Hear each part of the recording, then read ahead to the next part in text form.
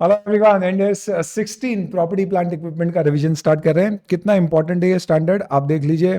2023 में दोनों अटेम्प्ट में आया, 24 में नवंबर में आया, 25 में ये मई में आया, सितंबर में नहीं आया तो जनवरी 26, यानी 5 आउट ऑफ लास्ट 7 अटेम्प्ट्स में पूछा गया। इस रिवीजन में हम क्वेश्चंस भी कवर करेंगे, including all the latest questions, जिसमें कई सारे नए कंसेप्ट टेस्ट किए गए हैं। प्रॉपर्टी प्लांट एंड इक्विपमेंट का ये रिवीजन हमारा शॉर्ट नोट से हो रहा है, जिसकी पीडीएफ कुछ शुरू के चैप्टर्स की fast.edu.in पे अवेलेबल है। आप किताब भी ऑर्डर कर सकते हो वही वेबसाइट से।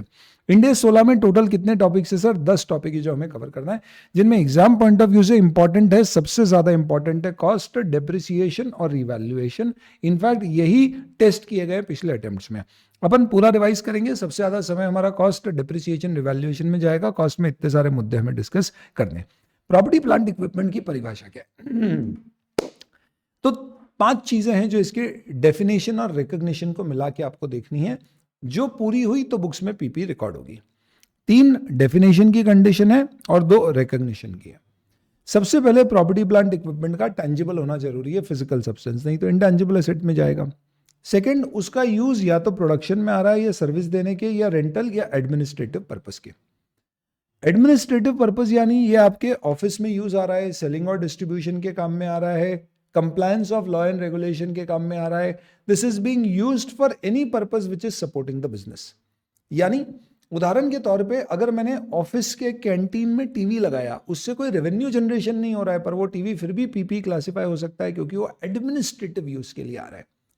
मैंने अपने होटल के टेरेस पे बढ़िया शानदार सा नियॉन ग्लो साइन बोर्ड लगाया है 20 लाख रुपीस का, ऐसा कि 20 किलोमीटर दूर से हमारे होटल की शिखर नजर आता है लोगों को। तो ये अपने आप में मार्केटिंग का एक्सपेंडिचर है क्या? तो अगर ये सारी कंडीशंस मीट करेगा तो आप इसे पीपी भी रिकॉर्ड कर सकते हो। क्यों? क्योंकि भले ही ये सेल्स और डिस्ट्रीब्यूशन की मदद कर रहा है, पर ultimately this is all a part of administrative use. तो एडमिनिस्ट्रेटिव यूज का मतलब है बिजनेस के सिक्योरिटी कैमरा आपने लगाए फॉर ओनली चेकिंग की कहीं चोरी तो नहीं हो रही है, एडमिन यूज है। चिमनी में आपने पोल्यूशन कंट्रोल इक्विपमेंट लगाया जिससे आपका प्रोडक्शन कम हो गया है, पर लॉ का कंप्लायंस हुआ, तो वो भी एडमिनिस्ट्रेटिव यूज का इक्विपमेंट है। दैट मीन्स ये सब पीपी के ये वाली कंडीशन को सेटिस्फाई करते हुए होंगे। एडिशनली क्या कंडीशन सेटिस्फाई करनी है? They are expected to be use for more than 1 period. भाई लॉजिकली पीपी भी अल्टीमेटली क्या है? एक एक्सपेंडिचर ही है। फर्क ये होता है कि आज मैं गाड़ी किराए पे लेता हूं तो उसके किराए को मैं खर्चा बुक करता हूं, पर मैं गाड़ी खरीद लेता हूं तो मुझे मालूम है इसकी लाइफ अगर 5 साल है तो मैं 5 साल तक इसे यूज करूंगा। खर्चा वो भी है मेरा 5 साल का, बट मैं उसे पूरा आज खर्चा बुक करने की बजाय 5 साल में खर्चे को डेफर करूंगा। डेफर नहीं, डेप्रिशिएट करूंगा। तो पीपी का लॉजिक ये है कि आपने कैपिटल एक्सपेंडिचर किया है जिससे आपको खर्चा तो बुक करना है, पर अभी नहीं, ओवर अ पीरियड। इसलिए आप अभी उसे बुक्स में पूरा खर्च मत करो, एक्सपेंस आउट मत करो। तो 5 लाख की गाड़ी 5 साल की लाइफ है, don't book expense of 5 lakh right away, book asset of 5 lakhs depreciated every year if the residual value is 0, 1 lakh every year for 5 years, ताकि 5 साल बाद उसकी वैल्यू 0 हो जाए, यानी आपने उसकी कॉस्ट को 5 साल में अलोकेट कर दिया। इस अलोकेशन में जो डेप्रिसिएशन बुक हो रहा है, जो एक्सपेंस बुक हो रहा है, उसका नाम क्या है? डेप्रिसिएशन। तो गुरु मंत्र ये ध्यान रखना है दोस्तों आपको, ब्रह्म वाक्य इस इंडेक्स का ये है कि पीपी भी है तो खर्चा ही। इज जस्ट दैट कि हमें पूरा 1 साल में बुक नहीं करना है, ओवर द इयर्स बुक करना है डेप्री के नाम से। बची हुई वैल्यू को हम कैरिंग अमाउंट के नाम से बुक्स में पीपी दिखाएंगे। इस पर्टिकुलर रीजन से हम ये कहेंगे कि प्रॉपर्टी प्लांट इक्विपमेंट हमारा क्या है? वही एसेट है जिसकी लाइफ 1 साल से ज्यादा है, क्योंकि अगर 1 साल से कम है तो आप ऐसे ही खर्चा बुक करने वाले हो। तो क्या फायदा पीपी बुक करके, डेप्रिशिएट बुक करके उसी साल 0 कर दो, सीधे खर्चा बुक कर दो। लिखते 1 पीरियड है, जिसका मतलब 1 अकाउंटिंग पीरियड, जो कि यूजुअली 12 मंथ्स होता है। हालांकि पीपी को रिकॉर्ड करने के लिए 2 कंडीशन आपको बुक्स में और सेटिस्फाई करना पड़ेगी। पहला, असेट तभी बुक होएगा दोस्तों जब प्रोबेबल है कि उससे फ्यूचर इकोनॉमिक बेनिफिट्स आएंगे। तो ये गारंटी नहीं होना चाहिए कि बेनिफिट आएगा ही आएगा। मैंने होटल की बिल्डिंग ली है, जरूरी नहीं है चले नहीं चले, प्रोबेबिलिटी है, उम्मीद है, मोर लाइकली है, तो भी आप असेट बुक कर सकते हो, but it should flow to the enterprise. हमारा छोटा लड़का बहुत ही कलाकार है, कहीं पर भेज दो तो धूल बेच के पैसे कमा लेता है, पर फिर भी हम उसे हमारी एसेट नहीं मानते, क्योंकि वो कमबख्त उसके वश में है, और इसलिए वो उसकी एसेट है, क्योंकि ये जो भी कमाता है उसको दे देता है। Every benefit flows to that. तो फ्लो ऑफ बेनिफिट कब आएगा? तो यहां पर दोस्तों एक कंट्रोल की कंडीशन आती है। जब तक आप ये एस्टैब्लिश नहीं कर सकते कि एसेट पे आपका कंट्रोल है, इसका मतलब उसके बेनिफिट्स आपको अक्रू होंगे एज अ राइट। भले ही आपका लीगल टाइटल है इसलिए कंट्रोल आ रहा है, लीगल टाइटल नहीं है बट कॉन्ट्रैक्चुअल राइट है तो आ रहा है, बट कंट्रोल होना चाहिए। तो ऐसा है भाई कि मेरे ऑफिस के बाहर सड़क पूरी सरकार की रोड थी, मैंने बना दी। क्यों? क्योंकि बहुत खराब हो गई थी। उस पूरे इलाके में मेरे अलावा किसी का ऑफिस नहीं है, तो फायदा सबसे ज्यादा मुझे ही हो रहा है। इसका मतलब ये नहीं कि सरकारी रोड को मैं मेरी एसेट दिखा दूंगा क्योंकि मुझे उससे फायदा हो रहा है। क्यों? क्योंकि आपका उस पर कंट्रोल नहीं है, दूसरा भी कोई उस पर चलेगा तो आप मना नहीं कर सकते। तो road constructed on public land can be recognize PP separately in the books? No, even if you have benefit because that road is letting people come to your office, but it is not giving you any additional, it is not giving you control over the asset. हाँ, ये जरूर है कि अगर आप factory बना रहे हो और बनाते समय आपने माल लाने के लिए आसपास का इलाका सही नहीं था, तो वहां पे आपने एक रोड बना दी ताकि लोग ट्रांसपोर्ट करके माल फैक्ट्री तक ले आ सके, तो वो खर्चा आप फैक्ट्री की कॉस्ट में ऐड करोगे, अलग से रोड नहीं बनाओगे। पर ये डिस्कशन अपन आगे करेंगे जब हम कॉस्ट में क्या क्या शामिल होता है, डायरेक्टली एट्रीब्यूटेबल कॉस्ट का मतलब क्या होता है, डिस्कस करेंगे। तो अभी के लिए 5 कंडीशन हमें पूरी करना है। 3 डेफिनेशन की, टेंजिबल, हेल्ड फॉर यूज और मोर देन 1 पीरियड। 2 रिकॉग्निशन की, future economic benefit probable and flows to the enterprise तो कंट्रोल डेमोन्स्ट्रेटेड। आखिरी कंडीशन है cost is reliably measurable. Cost measure कर पाएंगे तभी अपन बुक्स में रिकॉर्ड कर पाएंगे, मनी मेजरमेंट प्रिंसिपल है। स्पेयर पार्ट की लाइफ अगर 1 साल या उससे कम है तो इन्वेंट्री, उससे ज्यादा है तो पीपी, और वो पीपी बन जाएगा रेडी टू यूज की डेट से डिप्रिशिएट होगा। अभी डिप्रिसिएशन में समझेंगे। सबसे इंपॉर्टेंट डिस्कशन आता है अब इस इंडेस का, which is with respect to cost. हमेशा इनिशियल रिकॉग्निशन पीपी का कॉस्ट पर होगा, हमेशा। भले ही फाइनेंशियल इंस्ट्रूमेंट में अपन पढ़ते हैं इनिशियल रिकॉग्निशन फेयर वैल्यू पे होता है, कहीं और होगा फेयर वैल्यू और कॉस्ट का ऑप्शन होगा। यहाँ कुछ नहीं है भैया, इनिशियल रिकॉग्निशन हमेशा कॉस्ट पे होगा। यानी जब आप पीपी खरीदोगे, तो मैंने एक मशीन खरीदी है और उस मशीन की मुझे कॉस्ट पड़ी है 80 लाख, जबकि उसकी एमआरपी है 90 लाख, क्योंकि मैंने खरीदा अपनी प्यारे रिलेटिव से जो मुझे डिस्काउंट दे गई, क्योंकि मैं उसका था पहला क्रश। तो भाई मेरे, भले ही तुम्हें स्पेशल डिस्काउंट मिला है, तुम्हारी कॉस्ट क्या है 80 लाख, तो तुम्हें 80 लाख पे ही रिकॉर्ड करना है। तो what should be the price at which we should record it? The purchase cost. What is the purchase cost? The cost which we have paid less any upfront discount. कोई भी डिस्काउंट अगर upfront आपको मिला है तो minus कर दो। Relative discount, special discount, volume discount, trade discount, कोई भी डिस्काउंट। ट्रेड डिस्काउंट क्या होता है? कोई भी अपफ्रंट डिस्काउंट है तो डिस्काउंट है। ऐसा नहीं है कि सर मेरी रिलेशनशिप के कारण मुझे मिला तो मैं उसको अलग से वो कर दूं। सिंपल कॉस्ट पे रिकॉर्ड करना है। हाँ, अगर कोई टैक्सेस रिकवरेबल है तो उसे आप शामिल नहीं करोगे, ये तो अपन पढ़ते ही हैं। तो कॉम्पोजिशन स्कीम में मैं कवर्ड हूँ और मुझे कोई गुड्स मिले या एसेट मैंने खरीदी है, उस पर पीपी के साथ साथ जीएसटी लगाए तो मेरी कॉस्ट का पार्ट है। लेकिन अगर रिकवरेबल होते हैं टैक्सेस तो कॉस्ट का पार्ट नहीं होते, तो समझते हैं। डेफर्ड कंसिडरेशन अपन आगे पढ़ेंगे जब अपन क्रेडिट में माल खरीदने की बात करेंगे। चलो, पर सर मैंने एक मशीन खरीदी तो उसको फ्रेट लगा लाने का, क्या वो भी एसेट की कॉस्ट में जुड़ेगा? हाँ सर जुड़ेगा। क्यों? क्योंकि ट्रांजिट फ्रेट के बिना मशीन आएगी कैसे? सर जब मैं उसको लेकर आ रहा था ना, तो मैंने उसका ट्रांजिट इंश्योरेंस भी करा लिया कि भाई रास्ते में कभी बिजली गिर गई, कुछ हो गया हमारी मशीन के ऊपर तो नुकसान हो जाएगा। हालांकि अगर मैं इंश्योरेंस नहीं कराता तो भी मैं उसको लेकर आ सकता था, पर मैंने अपनी इच्छा से इंश्योरेंस कराया। तो क्या ये ट्रांजिट इंश्योरेंस का खर्चा एसेट की कॉस्ट में जुड़ेगा, considering it was avoidable? The answer is yes, जुड़ेगा। क्यों? इसका जवाब दिया गया है हमारे स्वीट 16 इंडेक्स के पैरा 16 में। पैरा नंबर याद नहीं रखना है, पर बार बार रेफर करने को आता है तो लिख दिया। Any cost which is directly attributable, बड़ा ही इंपॉर्टेंट टर्म है। डायरेक्टली एट्रीब्यूटेबल का मतलब ये खर्चा नहीं होता अगर ये ट्रांजैक्शन कैंसिल हो जाता। तो अगर आप मशीन नहीं खरीदते तो उसको ट्रांसपोर्ट नहीं कराते, आप उसका इंश्योरेंस भी पे नहीं करते ट्रांजिट का, यानी ये खर्चा नहीं होता, तो ये डायरेक्टली एट्रीब्यूटेबल है। सर मशीन खरीदने के लिए मैंने डायरेक्टर को भेजा एक एक्सपो में, चाइना में चल रहा था, और वो देख के आया और वहां पे उसको एक मशीन पसंद आई और लेके आ गया। तो डायरेक्टर के आने जाने के खर्चे भी ऐड कर दूं क्या? क्योंकि वो गया ही इसलिए था क्योंकि मशीन लेनी थी। इसको ऐसे नहीं सोचो, ऐसे सोचो। अगर वो मशीन नहीं खरीदता तो क्या आप उसको बोलते तू वहीं रहते रहे, आने जाने के खर्चे खुद बियर कर, वापस मत आना, नजरें मत दिखाना, शक्ल मत दिखाना तेरी? नहीं, इसका मतलब ये सम कॉस्ट है। वो मशीन खरीदे या ना खरीदे, उसका जाना और आना दोनों का खर्चा पक्का है।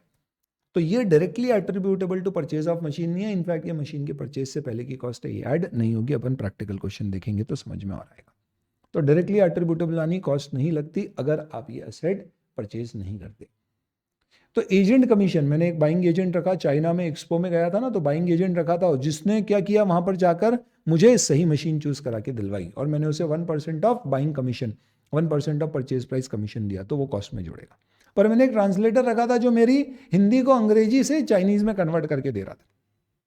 उसने बोला भैया मैं 50,000 रुपया लूंगा आपसे गांधी जी वाला कन्वर्जन के लिए, भले आप मशीन खरीदो या ना खरीदो। मैंने उसे रखा सिर्फ इसलिए था ताकि मैं उसके थ्रू निगोशिएट करके क्या कर सकूं, अच्छी मशीन खरीद पाऊं विद कम्युनिकेशन। बट अगर मैं नहीं भी मशीन खरीदूंगा तो उसके 50,000 मेरे लग गए, तो ये डायरेक्टली एट्रीब्यूटेबल नहीं है, तो ये मशीन की कॉस्ट में नहीं जुड़ेगा, खर्चा बुक होगा। अब अगला क्वेश्चन, डायरेक्टली एट्रीब्यूटेबल कॉस्ट कहां तक की?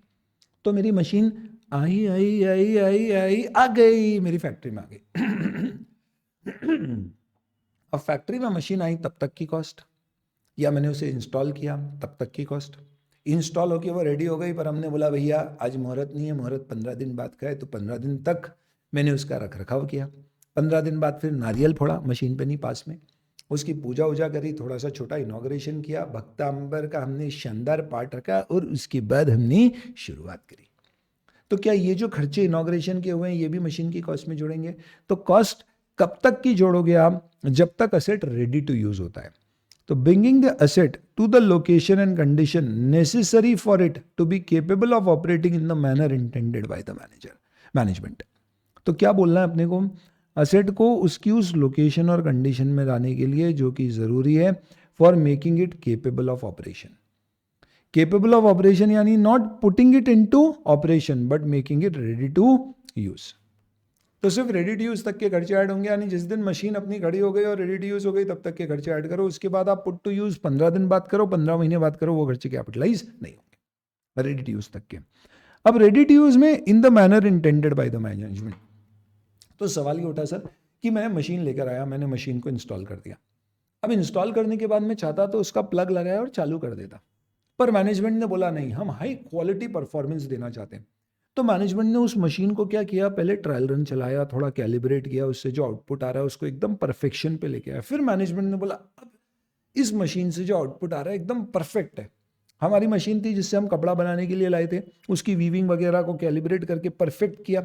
तो क्या ये कैलिब्रेशन की जो हमारी इस दौरान की कॉस्ट लगी इसे ऐड कर सकते हैं? हाँ। क्यों? क्योंकि हमें क्या देखना है, मैनेजमेंट इंटेंडेड यूज। भैया मैंने बाइक खरीदी, कौन सी? चलो स्कूटी खरीदी अपन ने अपनी दीदी के लिए। तो स्कूटी खरीदी, उसको गिफ्ट करी, उसमें हमने आसपास रेल गार्ड्स लगा दिए, वो होते हैं ना लोहे के। क्यों? क्योंकि हमारी सिस्टर का सिंपल सा फंडामेंटल है, let the buyer be beware पड़ा है ना, इनका फंडा है let the other driver beware. तो ये जब चलती है तो ये इंडिकेटर नहीं देती है, इन्होंने सोच लिया इनको इधर मुड़ना है राइट, तो ये मुड़ जाएंगी, अब पीछे वाले को सावधान रहने का है। तो हमने आसपास इसमें लगा दिया, क्योंकि आए दिन इसमें क्या होता रहता है, टक्कर होती रहती है। भले ही मैं रेलिंग नहीं लगाता उसमें आसपास, फिर भी ये स्कूटी चल सकती है, पर मैंने खरीदते से लगा दी। क्या ये स्कूटी की कॉस्ट में जुड़ेगी या नहीं जुड़ेगी? जुड़ेगी। आप बोलोगे सर इसके बिना भी स्कूटी चल रही थी, तो तुम बोलो भैया स्कूटी क्यों खरीदी, यो बाइक ही खरीद लेता। फिर तुम बोलो यो बाइक क्यों खरीदी, रैपिडो ही चला लेता। भाई तू मैनेजमेंट मत बन, तू ये मत सोच कि ये खर्चा जरूरी है या नहीं। कोई भी खर्चा अगर किया है तो जरूरी है। लॉस होता है जो अनअवॉइडेबल, या यूं समझो वो वेस्टफुल होता है, कॉस्ट वेस्टफुल नहीं होती है। ये सिर्फ आपका और मेरा नजरिया है, आपके लिए हो सकता है जो जरूरी हो मेरे लिए ना हो, वाइस वर्सा। तो इंडेस कहता है आप तो बस मैनेजमेंट के पॉइंट ऑफ व्यू से देख लो, अगर मैनेजमेंट के इंटेंडेड यूज के लिए ये कॉस्ट इनकर करना जरूरी थी, then let it added to the cost of the asset if it is incurred till ready to use. तो बहुत सारी चीजें देखना है दोस्त। पहला, डायरेक्टली एट्रीब्यूटेबल होना चाहिए, वो खर्चा अवॉइडेबल होता अगर एसेट नहीं खरीदते। दूसरा, रेडी टू यूज से पहले तक का होना चाहिए। तीसरा, मैनेजमेंट के अनुसार वो खर्चा जरूरी था for making the asset to be capable of operating in the manner in which management intends to. तो ये ऐड हो सकता है। तो इसमें से कुछ भी मिसिंग हो गया तो ऐड नहीं होगा। एक चौथी चीज और, खर्चा असेट से रिलेटेड होना चाहिए। मतलब क्या हुआ, मैं मशीन लेकर आया, मैंने फैक्ट्री में मशीन इंस्टॉल कर दी, उसके लिए मैंने नीचे फ्लोरिंग बनाई बढ़िया सी, उसके ऊपर मशीन लगाया, उसको ये नट बोल्ट से कस दिया, तैयार हो गई पूरी मशीन एकदम शानदार। अब आवाज चालू करी तो ऐसी गड़गड़ गड़गड़ गड़गड़ आवाज कर रही है, वो मशीन में ही ऐसी प्रॉब्लम। तो मैंने पूरे उसके जिस रूम में वो मशीन है उसमें पूरी साउंड प्रूफिंग लगा दी ताकि आस पड़ोस के लोगों को उसकी उतनी आवाज़ सुनाई नहीं दे। तो बेटा ये साउंड प्रूफिंग की कॉस्ट मशीन की कॉस्ट में मत जोड़ दियो। इफ एट ऑल जोड़ोगे तो बिल्डिंग की कॉस्ट में जुड़ सकता है, अलग से एसेट बुक होएगा। पर आपने बोला मशीन के कारण आवाज़ हुई, इस कारण से मुझे क्या करना पड़ा, वो खर्चा करना पड़ा साउंड प्रूफिंग का, तो ये मशीन की कॉस्ट का पार्ट है। भाई ऐसा नहीं होता। खर्चा मशीन पे हुआ है या बिल्डिंग पर किया है? बिल्डिंग पे किया है। समझ गए बात को? बिल्डिंग में अपन ने एसी लगाया तो हमने बोला बिना एसी, बिना बिल्डिंग के एसी थोड़ी ना चलेगा, तो अपन इसको एसी को बिल्डिंग की कॉस्ट में जोड़ देते हैं। ये दोनों अलग अलग एसेट है, अलग अलग रिकॉर्ड होगी। सेम इसी लॉजिक से अगर आपने एसेट पे खर्चा किया है तो ही कैपिटलाइज होगा, एसेट की कॉस्ट में, नहीं तो वो अलग से खर्चा बुक होगा या एसेट बुक होगा या किसी और एसेट में जुड़ेगा, वो आपको असेस करना पड़ेगा, अपन देखते हैं। तो यहाँ पे मैनेजमेंट का इंटेंशन इंपॉर्टेंट है, उसके बेसिस पे असेस करना है। आप ये मत सोचना अवॉइडेबल है या नहीं है फॉर एनी यूजर। मैनेजमेंट के लिए अगर वो cost necessary for making the asset ready to use and bringing it to its location है तो ऐड किया जाए। अब डायरेक्टली एट्रीब्यूटेबल का एक और मतलब समझो। कई बार क्या होता है, सुनना, मेरे पास है एक ज़मीन, ये मैंने अभी खरीदी, इसके ऊपर एक इस तरह की खंडर नुमा बिल्डिंग बनी हुई थी। मैंने बोला यार ये ज़मीन कोई काम की नहीं है मेरे, जब तक इससे बिल्डिंग हटा नहीं दूँ ताकि नई बिल्डिंग बनेगी। तो मैंने ये खंडर नुमा बिल्डिंग करके हटा दिया, इसकी कॉस्ट लग गई। अब इसके ऊपर मैंने नई बिल्डिंग बनाना शुरू करी, तो ये शानदार मेरी बिल्डिंग तैयार करी, तो इसको धीरे धीरे बना रहा हूँ। मेरा सवाल यह है कि ये जो मैंने खंडर हटाया इसकी कॉस्ट को क्या मैं नई बिल्डिंग की कॉस्ट में जोड़ूं या ज़मीन की कॉस्ट में जोड़ूं? तो देखो, आपने जब ज़मीन खरीदी थी तो क्यों खरीदी थी? बिल्डिंग बनाने के लिए। क्या ये ज़मीन अभी बिल्डिंग बनाने के लिए रेडी फॉर यूज़ है? नहीं है। जब तक ये हटेगा और ये प्लेन नहीं होगी या रेडी फॉर यूज़ नहीं होगी तो ये कॉस्ट लैंड की कॉस्ट में जुड़ेगी, खत्म। सपोज ये लैंड मैंने एज इट इज़ रखी, 3 साल तक कुछ भी नहीं किया, इस पर घास उग गई, ऊंची नीची हो गई। अब मेरी इच्छा है मैं बिल्डिंग बनाऊंगा, तो मैंने इसकी सफाई करवाई, छटाई करवाई ताकि ये रेडी हो जाए, फिर बिल्डिंग बनाना शुरू किया। अब ये जो छटाई की कॉस्ट है, क्या ये लैंड की कॉस्ट में जुड़ेगा? तो ये लैंड के लिए तो रेडी टू यूज़ के बाद का खर्चा है, इसका प्रिंसिपल ही अलग हो गया, वो नहीं जुड़ता, अपन आगे समझेंगे। क्या ये बिल्डिंग की कॉस्ट में जुड़ जाएगा? तो बिल्डिंग की कॉस्ट में ये नहीं जुड़ सकता। क्यों? क्योंकि ये खर्चा बिल्डिंग पे हुआ ही नहीं। पर सर अगर बिल्डिंग नहीं बनाते तो घास नहीं कटवाते हैं ऐसा थोड़ी ना होता है। तुम घास कटवा भी देते तो बिल्डिंग थोड़ी ना बन रही है। ये डायरेक्टली एट्रीब्यूटेबल नहीं है बेटा, तो ये खर्चा तुमको पीओआरएल में खर्चा ही बुक करना पड़ेगा। हाँ, फिर तुमने इसमें गड्ढे खोदे ताकि तुम बिल्डिंग के सरिये डाल सको और बिल्डिंग बना सको, वो डायरेक्टली रिलेटेबल टू बिल्डिंग है, तो आपको बिल्डिंग की कॉस्ट में ऐड करना पड़ेगा। तो इस लॉजिक से कई बार कंफ्यूजन आता है, तो अपने पास इसके लिए क्या है, एकदम क्लियर कट पॉइंट्स ही अवेलेबल है। सबसे पहले रेडी टू यूज तक के खर्चे जोड़ना दोस्तों, ग्रीन कलर जो है वो ऐड होगा, रेड मतलब नहीं होगा, पुट टू यूज तक के नहीं। आपने कार खरीदी, आपको चलाना नहीं आती है, तो आपने ड्राइविंग स्कूल ज्वाइन किया ताकि आप कार चला सको, क्या ड्राइविंग स्कूल के खर्चे कार में जोड़ेंगे? नहीं। सेम इसी तरह से मशीन इंस्टॉल होगी, चलाना नहीं आता, वर्कर को ट्रेन किया मशीन चलाने के लिए, क्या उसकी मशीन की कॉस्ट में जुड़ेगा? नहीं। क्यों? यूज़र ट्रेनिंग से एसेट रेडी टू यूज़ नहीं होता है, यूज़र रेडी टू यूज़ होता है। गाड़ी हमें नहीं चलाना सीख रही, हम उसे चला रहे। एब नॉर्मल कॉस्ट इज लॉस, कभी भी लॉस कोई फाइन पेनल्टी लग गया ऐड नहीं होती है। असेट खरीदने से पहले के कोई खर्चे, चाइना भेजा अपन ने, डायरेक्टर को ऐड नहीं होगा। ट्रांजिट इंश्योरेंस के कोई भी खर्चे या कॉस्ट है, रेडी टू यूज़ करने से, उसकी लोकेशन पे लाने से पहले इनकर किए ऐड हो जाएंगे। शुरू के ऑपरेटिंग लॉसेज ऐड नहीं होंगे। ऑपरेटिंग लॉसेज इनिशियल क्या होता है? मस्त मैंने एक होटल बना दी है, पूरी रेडी हो गई है, 500 कमरे की, शानदार। लेकिन मैं अभी पूरे 500 कमरे ऑपरेशनल नहीं किया है, मैंने उसका एक विंग ऑपरेशनल किया है, क्योंकि धीरे धीरे स्टाफ बढ़ेगा तो मैं लोगों को मैनेज कर पाऊंगा अच्छे से। तो अभी मैंने 100 रूम ही चालू किए। हालांकि उस इतनी बड़ी होटल में 100 रूम ऑपरेट कर रहे हो आप, पर आपकी फिक्स्ड कॉस्ट इतनी ज़्यादा भारी है क्योंकि जगह किराए पे लिए कि आप लॉस पे ही चलोगे। तो मैं चाहता हूं कि शुरू में मैं 100 फ्लोर या 100 रूम इसलिए चला रहा हूं ताकि और अच्छे से मैं समझ जाऊं ऑपरेशंस कैसे चलाना है, बिल्डिंग का प्रॉपर यूज़ करने लग जाऊं। धीरे धीरे कैपेसिटी बढ़ाऊंगा, तो मैं शुरू के लॉसेस बिल्डिंग की कॉस्ट में कैपिटलाइज करना चाहता हूं, ये कह के कि भैया बिल्डिंग मेरी रेडी टू यूज़ हो रही है। अबे ऐसा नहीं है, बिल्डिंग कमर्शियल यूज़ के लिए रेडी हो गई है, वो तो तुमने अभी पूरा यूज़ नहीं किया है फॉर बिजनेस रीजंस।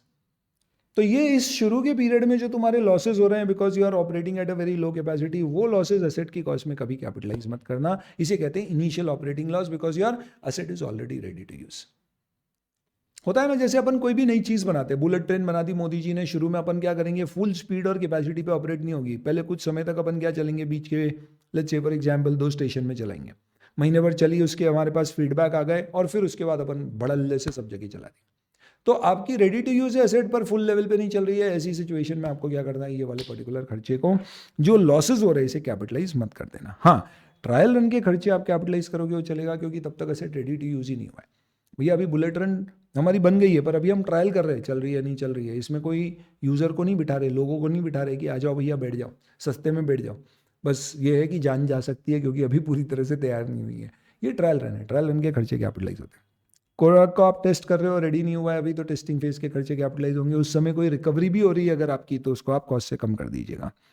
ध्यान रखिएगा दोस्तों, जनरल एडमिन ओवरहेड, वो खर्चे जो अदरवाइज लगते, आप नहीं एसेट बनाते तो भी, जैसे कि सैलरी हो गई स्टाफ की, है वो जो आपको अदरवाइज पे करना है, वो एसेट की कॉस्ट में ऐड नहीं होगी। होटल बना रहे हो, अभी रेडी नहीं हुई है, पर पहले से बैनर लगा दिया है कि भैया 5 स्टार होटल आ रही है आपके शहर में, तो ये प्रमोशनल खर्चे एसेट की कॉस्ट में मत जोड़ देना। एक तो इसका कंस्ट्रक्शन से कोई कनेक्शन नहीं है और ये सेल्स डिस्ट्रीब्यूशन के।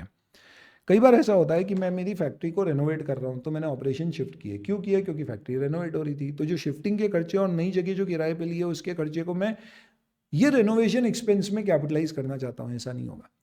ध्यान रखना, कभी भी shifting expense to other side को आप असेट कंस्ट्रक्शन की कॉस्ट में नहीं जोड़ सकते। भैया मेरा घर बन रहा था तो मैं दूसरे घर में रहने चले गया, तो मैंने बोला दूसरे घर का किराया नए घर बनाने की कॉस्ट में जोड़ूंगा। क्यों? क्योंकि अगर नया घर नहीं बनाता तो मुझे शिफ्ट ही नहीं होना पड़ता। भाई ऐसा नहीं है, तेरे को रहना था इसलिए तू शिफ्ट हुआ, तुझे रहना नहीं होता तो शिफ्ट नहीं होना पड़ता। तो वो ऑपरेशन की कॉस्ट है, ना कि आपके एग्जिस्टिंग असेट को रेनोवेट करने की। बोरोइंग कॉस्ट इंडेक्स 23 बोलेगा तो कैपिटलाइज होगी। इससे समझ में आता है कौन सी कॉस्ट ऐड होगी और कौन सी नहीं।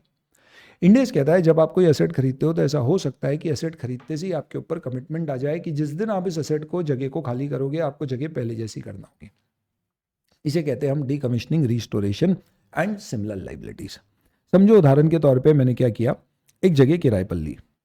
जो जगह मैंने किराए पर ली, इस पर्टिकुलर जगह पर मुझे मोबाइल टावर लगाना है। आपने मुझे ये जगह किराए पर दे दी for a period of 5 years. अब क्योंकि मैं यहां पर मोबाइल टावर इंस्टॉल कर रहा हूं, तो ऑब्वियस सी बात है कि आपकी जगह 5 साल बाद जब मैं आपको दूंगा तो मैं मेरा ये टावर वापस से उखाड़ के निकाल लूंगा। दिक्कत यह है कि जब मैं ये मोबाइल टावर उखाड़ के निकालूंगा तो आपकी जगह हो जाएगी खराब। आपके साथ पहले भी ऐसा हो चुका है क्योंकि आपने किसी और को भी किराए पे दी थी, तो इस बार आपने कॉन्ट्रैक्ट पे लिख दिया है 5 साल बाद ये लैंड जब वापस रिटर्न करोगे तो पहले जैसे करके देना। तो मुझे ये पूरे गड्ढे भर के आपको वापस लौटाना पड़ेगी। तो 5 साल बाद जो मैं आपको ये लैंड वैसे पहले जैसे रिस्टोर करके दूंगा, उसके लिए मुझे खर्चा करना पड़ेगा, क्योंकि लैंडफिल करना पड़ेगा, लेवलिंग करना पड़ेगी। ये खर्चा करने से मैं बच सकता हूं क्या? नहीं। सवाल ये उठता है कि इस खर्चे को करने का मेरा ऑब्लिगेशन कब आया रिस्टोर करने का? जिस दिन मैंने अग्रीमेंट किया आपसे जगह रेंट पे लेने का। नहीं, क्योंकि मैंने जगह आपसे रेंट पे ले ली पर उस पर मोबाइल टावर खड़ा नहीं किया तो जगह खराब ही नहीं हुई, तो सही करने का कहां से अग्रीमेंट आएगा? रीजन इसका क्या है? जिस दिन मोबाइल टावर मैंने इंस्टॉल किया, आपकी जगह खराब की, उस दिन मेरा ऑब्लिगेशन आ गया सही करने का। तो इंडेस कहता है कि अगर आप किसी की भी जगह खराब कर रहे हो या रिस्टोरेशन की आपकी लाइबिलिटी आने का कारण आपका असेट का इंस्टॉलेशन है, तो उसकी जो कॉस्ट आपको लगनी है 5 साल बाद, उसे आप अपनी असेट की कॉस्ट में ऐड कर दो। इससे फायदा क्या होगा? 5 साल बाद सपोज इसकी कॉस्ट लगनी है 5 लाख रुपए, मैंने आज ही इसका प्रोविजन बना के असेट की कॉस्ट में ऐड कर दिया, तो असेट के साथ साथ ये 5 साल में डिप्रिशिएट होगा। नहीं तो 5 साल बाद एक साथ लमसम बहुत बड़ा खर्चा बुक करना पड़ता। सही है सर? तो इसको आप अभी से प्रोवाइड फॉर करो, क्योंकि इंडेस 37 भी कहता है कोई भी लाइबिलिटी जो आपके लिए अनअवॉइडेबल हो गई है आपको उसे बुक्स में बुक कर देना चाहिए। तो ऑन परचेज ऑफ असेट और installation, if you incur an obligation to dismantle और restore the site and it is unavoidable, the provision should be recognized for such obligation in the name for provision for DRS cost and added to the cost of the asset. अगला question, कितने पे provision बनाएंगे? दो तरीके हैं, एक आज खर्चा करूंगा तो कितना लगेगा, नहीं 5 साल बाद करूंगा तो कितना लगेगा। तो it is present value of expected DRS cost at the date when it is expected to be incurred. पर 5 साल बाद तो इन्फ्लेशन के कारण खर्चा बढ़ा हुआ आएगा, मैं उसे ऐड करूंगा आज की कॉस्ट में, जिसमें ऑब्वियस सी बात है करंट कॉस्ट है वो इन्फ्लेटेड नहीं है। तो इसके लिए प्रेजेंट वैल्यू लेंगे, discounting factor will be the cost of capital, usually question में दिया रहता है, तो इससे डिस्काउंट करके लेके आओगे। तो मैं क्या करूंगा, 5 साल बाद 5 लाख लगेंगे, डिस्काउंटिंग फैक्टर 10% है, प्रेजेंट वैल्यू निकालूंगा। प्रेजेंट वैल्यू इसकी आएगी let's say for example 1.8 lakh, या जो भी आती है समझो, 5 लाख की प्रेजेंट वैल्यू 5 साल के लिए 10% से निकाली, समझो 3.8 लाख से, तो 3.8 लाख असेट की कॉस्ट में ऐड हो जाएगा। पर सर 5 साल बाद तो 5 लाख देना पड़ेंगे, प्रोविजन 3.8 लाख का है, तो अब इतना सुनोगे तो समझ नहीं आएगा, इससे अच्छा अपन क्वेश्चन करते हैं। पर ब्रीफ में यस, उस प्रोविजन को आपको क्या करना पड़ेगा, आगे फ्यूचर वैल्यू पे ले जाना पड़ेगा। सॉरी तो provision for expense will be recognised in 37, जो बोलेगा कि प्रेजेंट ऑब्लिगेशन आप बुक करो, आगे इसको फ्यूचर वैल्यू पे लाएंगे इंटरेस्ट को अनवाइड करके, जैसे जैसे प्रेजेंट वैल्यू नजदीक आएगी अनवाइंडिंग ऑफ इंटरेस्ट पीआरएल में जाएगा।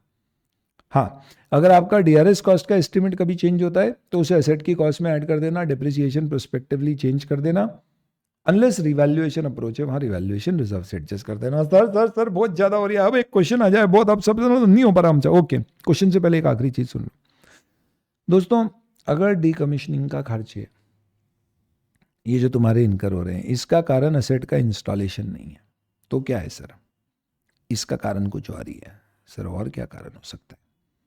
Let's say the reason for that is production, मतलब तो अपन एक उदाहरण लेते हैं। ये देखो मैंने क्या किया, एक ऑयल रिग कंस्ट्रक्ट करी। ये जो ऑयल रिग मैंने कंस्ट्रक्ट करी है बस ऐसी, तो ये समुद्र है, समुद्र में मैंने इस तरह का क्या किया, एक कैसेट कंस्ट्रक्ट किया है। सरकार से मुझे जगह लीज पे मिली, लीज पे ली, मैंने इसको कंस्ट्रक्ट कर दिया। ये सब कैसे खड़ा है पानी पे, तो ये ऐसे नीचे मैंने क्या किया है, सी बेड को खोद के रिग बनाएंगे। सरकार ने बोला 10 साल के लिए जगह दे रहे, 10 साल बाद ये जगह पहले जैसी कर देना। कैसे करना पहले जैसी, ये जो खोदा है आपने इन सबको समतल कर देना और ये सारी जगह को रिस्टोर करके देना। तो इसको इंस्टॉल करने के कारण रिस्टोरेशन की लाइबिलिटी आ गई, इसे पीपी की कॉस्ट में ऐड कर दूंगा। पर ये मैं ऑयल के अंदर, ये सॉरी सी के अंदर जाके ये रिग क्यों एस्टैब्लिश कर रहा हूँ, तो ये देखो यहाँ पे मैंने एक बोरिंग जैसा पाइप डाला है जिससे मैं क्या करूँगा, तेल निकालूंगा। इसकी खुदाई करते जाऊँगा, नीचे जाते जाऊँगा और ये ज़मीन भी ख़राब करते जाऊँगा। ये मलबा भी मुझे साफ़ करना है, पर ये सारा मलबा जो निकल रहा है ये क्यों निकल रहा है, खुदाई के कारण। तो इसकी जो सफाई की कॉस्ट है ये भी आपकी ऑब्लिगेशन है, प्रोवाइड फॉर होगी, पर ये आपकी कॉस्ट ऑफ प्रोडक्शन का पार्ट बनेगी, ये पीपी में ऐड नहीं होगी। क्यों? क्योंकि अगर मैं खुदाई नहीं करता तो ये एक्स्ट्रा मलबा नहीं निकलता, और ये नहीं निकलता तो इसको साफ नहीं करना पड़ता। तो ये डायरेक्टली एट्रीब्यूटेबल टू प्रोडक्शन है, नॉट एस्टैब्लिशमेंट ऑफ पीपी। तो इसके लिए ये जो लाइन लिखी है इसको समझिए, ये क्या कहती है, decommissioning restoration similar expense will be added to cost of PP at discounted value unless such expense relates to production of inventory. अगर ये उससे रिलेटेड है तो फिर ये इंड एस 2 या प्रोडक्शन ऑफ इन्वेंट्री की कॉस्ट का पार्ट माना जाएगा। ध्यान रखना, प्रोविजन फॉर डीआरएस की अकाउंटिंग आगे इंड एस 37 के अनुसार होती है। चेंजेस अपन ने डिस्कस कर लिए, अब अपन क्वेश्चंस देखेंगे दोस्तों, मजे से आ जाओ। चलिए तो क्वेश्चंस देखते हैं। सबसे पहले एक बेसिक कॉस्ट का क्वेश्चन देखते हैं। एबीसी इंस्टॉल कर रहा है नया प्लांट प्रोडक्शन फैसिलिटी और उसने ये कॉस्ट इनकर की है। क्या किया है sir, cost of the plant, cost per supplier invoice plus irrecoverable taxes, तो पूरा ऐड हो जाएगा। डिलीवरी और हैंडलिंग कॉस्ट ऐड हो जाएगी। साइट प्रिपरेशन के खर्चे ऑब्वियसली बात है ये भी ऐड होंगे क्योंकि एसेट को इंस्टॉल करना है। कमीशन ऑन एक्विजिशन, यानी एक्विजिशन नहीं करते तो कमीशन नहीं देना पड़ता, ऐड हो जाएगा। Interest charges for deferred credit add नहीं होगा जब तक वो एसेट इंड एस 23 की कंडीशन मीट नहीं करता है। वो सिर्फ वो एसेट होते हैं जो बनाने में समय लगता है, तो रेडीमेड है। Estimated dismantling cost to be incurred after 7 year, present value terms में ऐड होगी। Operating losses before commercial production, तो एकदम फुल लेवल पे आने से पहले कम चलाया तो लॉस हुए, ये भी ऐड नहीं होगा।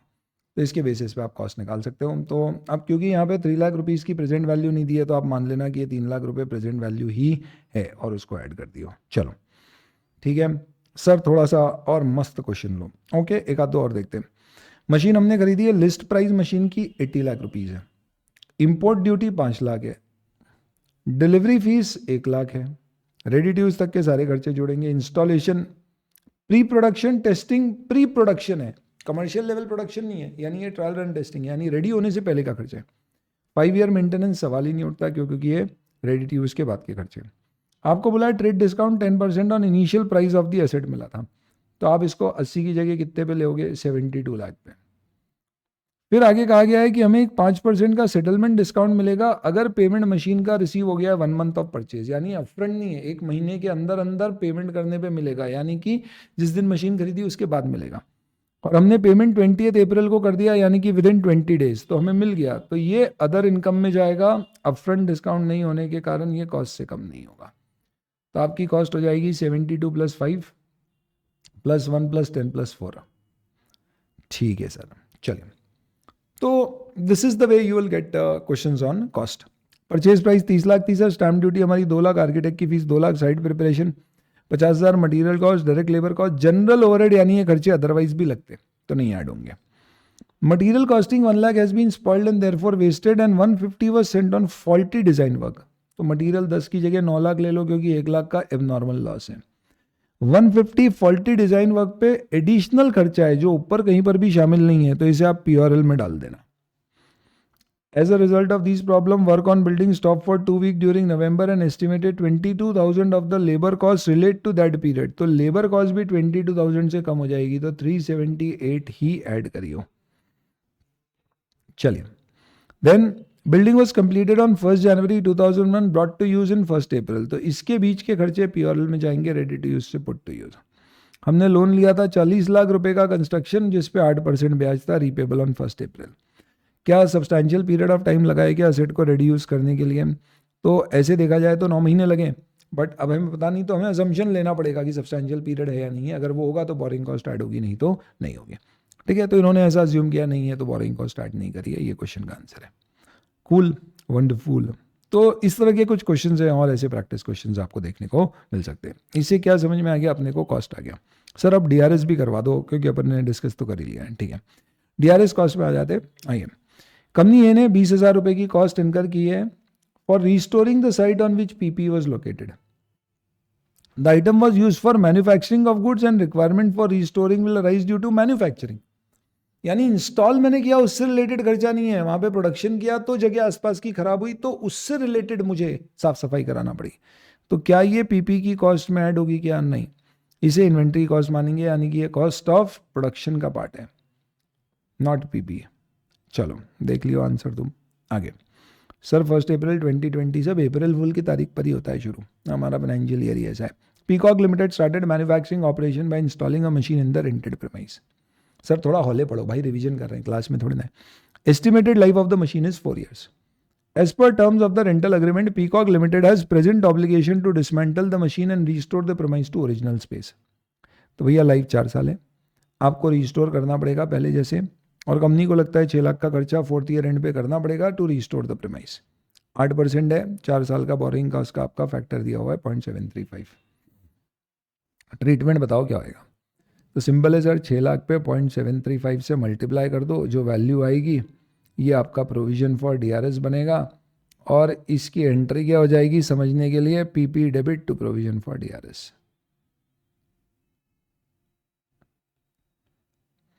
तो ये वैल्यू आपको 6 लाख इंटू 0.735 4 लाख कुछ आएगी 441, ये मशीन टू प्रोविजन हो गया। अब आपकी मशीन बढ़ गई इतने से, तो मशीन पे डिप्रिसिएशन चार्ज करना पड़ेगा। मशीन की कॉस्ट कितनी है वो तो दी नहीं है, तो हम उसका डिप्रिसिएशन कैसे ही निकालेंगे? तो हम प्रोविजन फॉर डीआरएस की अकाउंटिंग कर देते हैं। तो ये डीआरएस के प्रोविजन की अकाउंटिंग क्या होगी? ओ माय गॉड, इतनी देर से मैं ही चल रहा हूँ, आप तो चल ही नहीं पा रहे हो। क्यों? क्योंकि ये फ्रीज हो गया है। कब फ्रीज हुआ sir? 1 second, let me check. Excuse me, I hope आप मैच कर लेंगे उसको। सॉरी है। तो यहाँ पे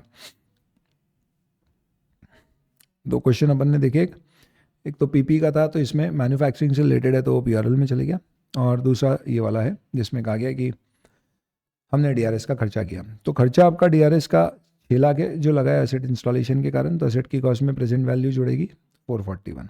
इसमें एसेट की कॉस्ट नहीं दी है तो उसकी अकाउंटिंग नहीं बता पाएंगे, पर प्रोविजन फॉर डीआरएस 441 से हमें कहाँ तक ले जाना पड़ेगा? 6 लाख। कितने साल में? 4 साल में। कैसे?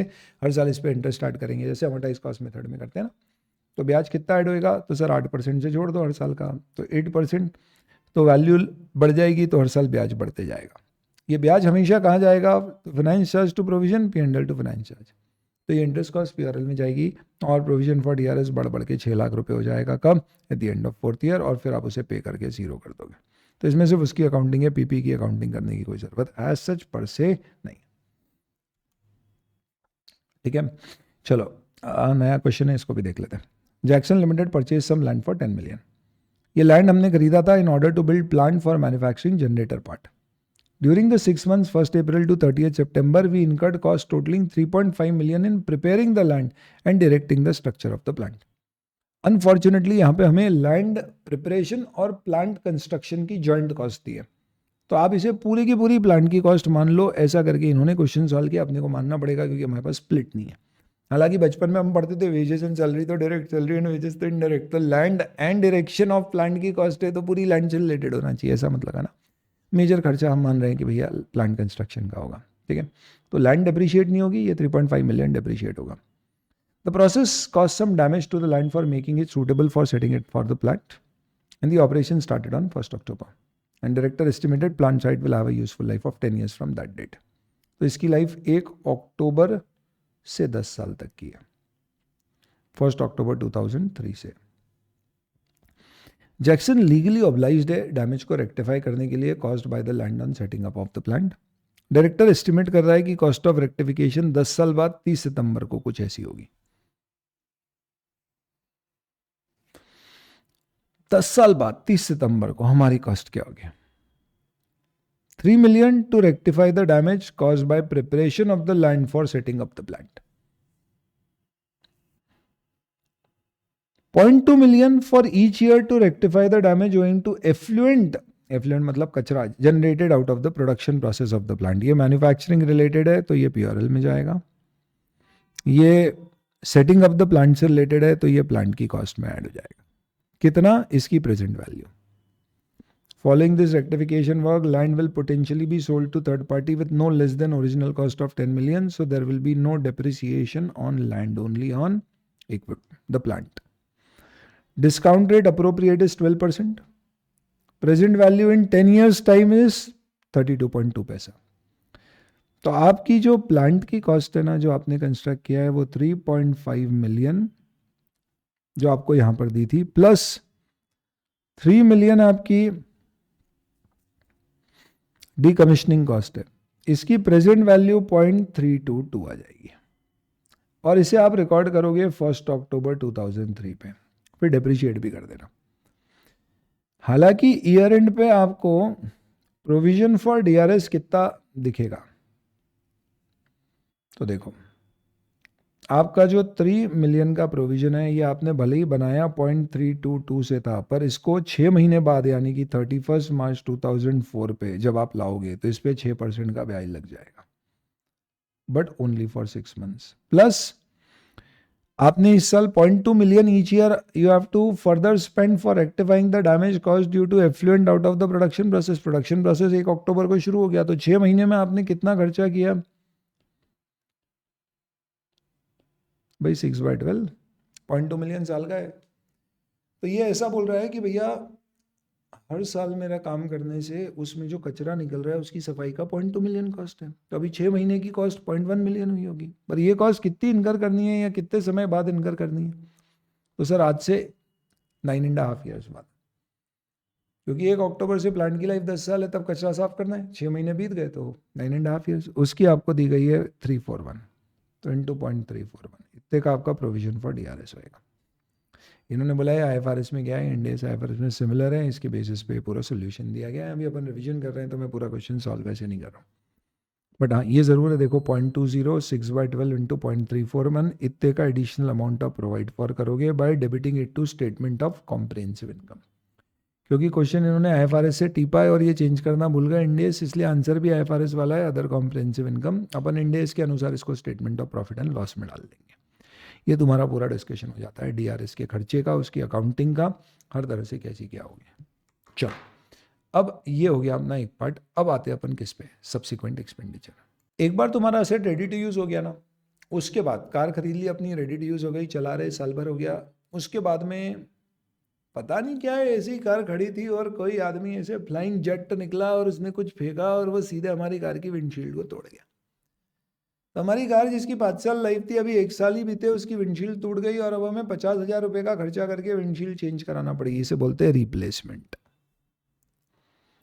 पहले क्या होता था पुराने ज़माने में, 50,000 रुपये की नई विंडशील्ड को एक्सपेंस बुक करते थे, क्योंकि इससे आपकी कार पहले जैसी हो रही है, बेहतर नहीं हो रही है. पर अब इंडेस कहता है कोई भी पार्ट रिप्लेस करोगे तो उसकी कॉस्ट कैपिटलाइज होगी और जो पार्ट खराब हुआ है उसकी कॉस्ट को राइट ऑफ करेंगे.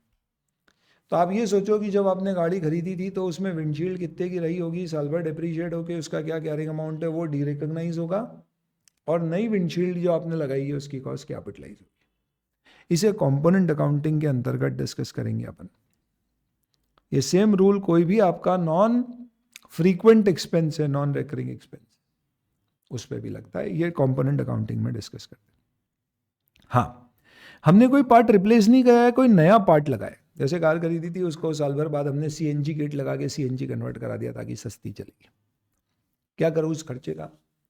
क्या ये खर्चा आपके रिकग्निशन की दोनों कंडीशन मीट कर रहा है क्या? फ्यूचर इकोनॉमिक बेनिफिट प्रोबेबल, हाँ सर इससे गाड़ी और कम कॉस्ट पर चलेगी, सीएनजी सस्ता पड़ता है, कॉस्ट मेजरेबल है इसकी, तो आप इसे कैपिटलाइज कर दो कार की कॉस्ट में.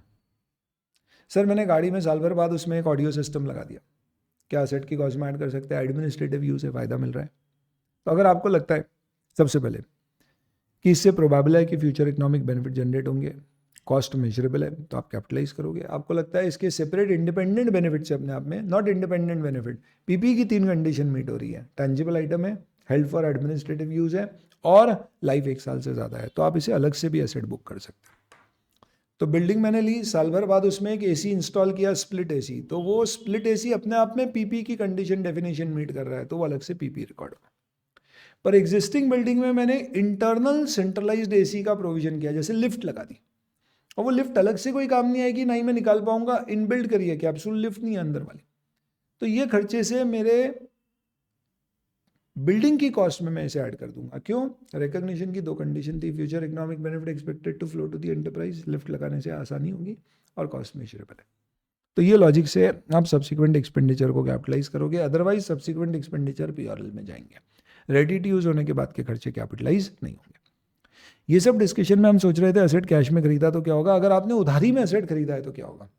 सेम लॉजिक लगेगा, अनलेस एंड अनटिल आपने उधारी में एसेट खरीदा और आपने उधार का पीरियड इतना ज़्यादा लिया है कि सामने वाले ने आपसे उसका ब्याज चार्ज किया है, इसे बोलते हैं डेफर्ड क्रेडिट।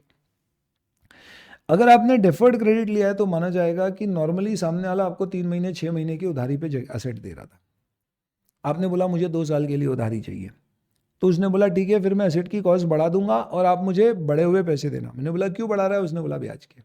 हमने बोला ऐसा लिखना मत अग्रीमेंट में, तू तो ये बोलना कि एसेट 10 लाख रुपए में दे रहे हैं, 2 साल बाद 10 लाख दे देना, जबकि कैश में वही एसेट 9,50,000 में आज देने को तैयार है। तो इंडेस कहता है कैश प्राइस एसेट की कॉस्ट प्राइस है, और जो एक्स्ट्रा पैसा आप क्रेडिट पीरियड एक्सटेंड करने के लिए दे रहे हो वो टोटल क्रेडिट पीरियड में इफेक्टिव इंटरेस्ट रेट से खर्चा बुक करोगे।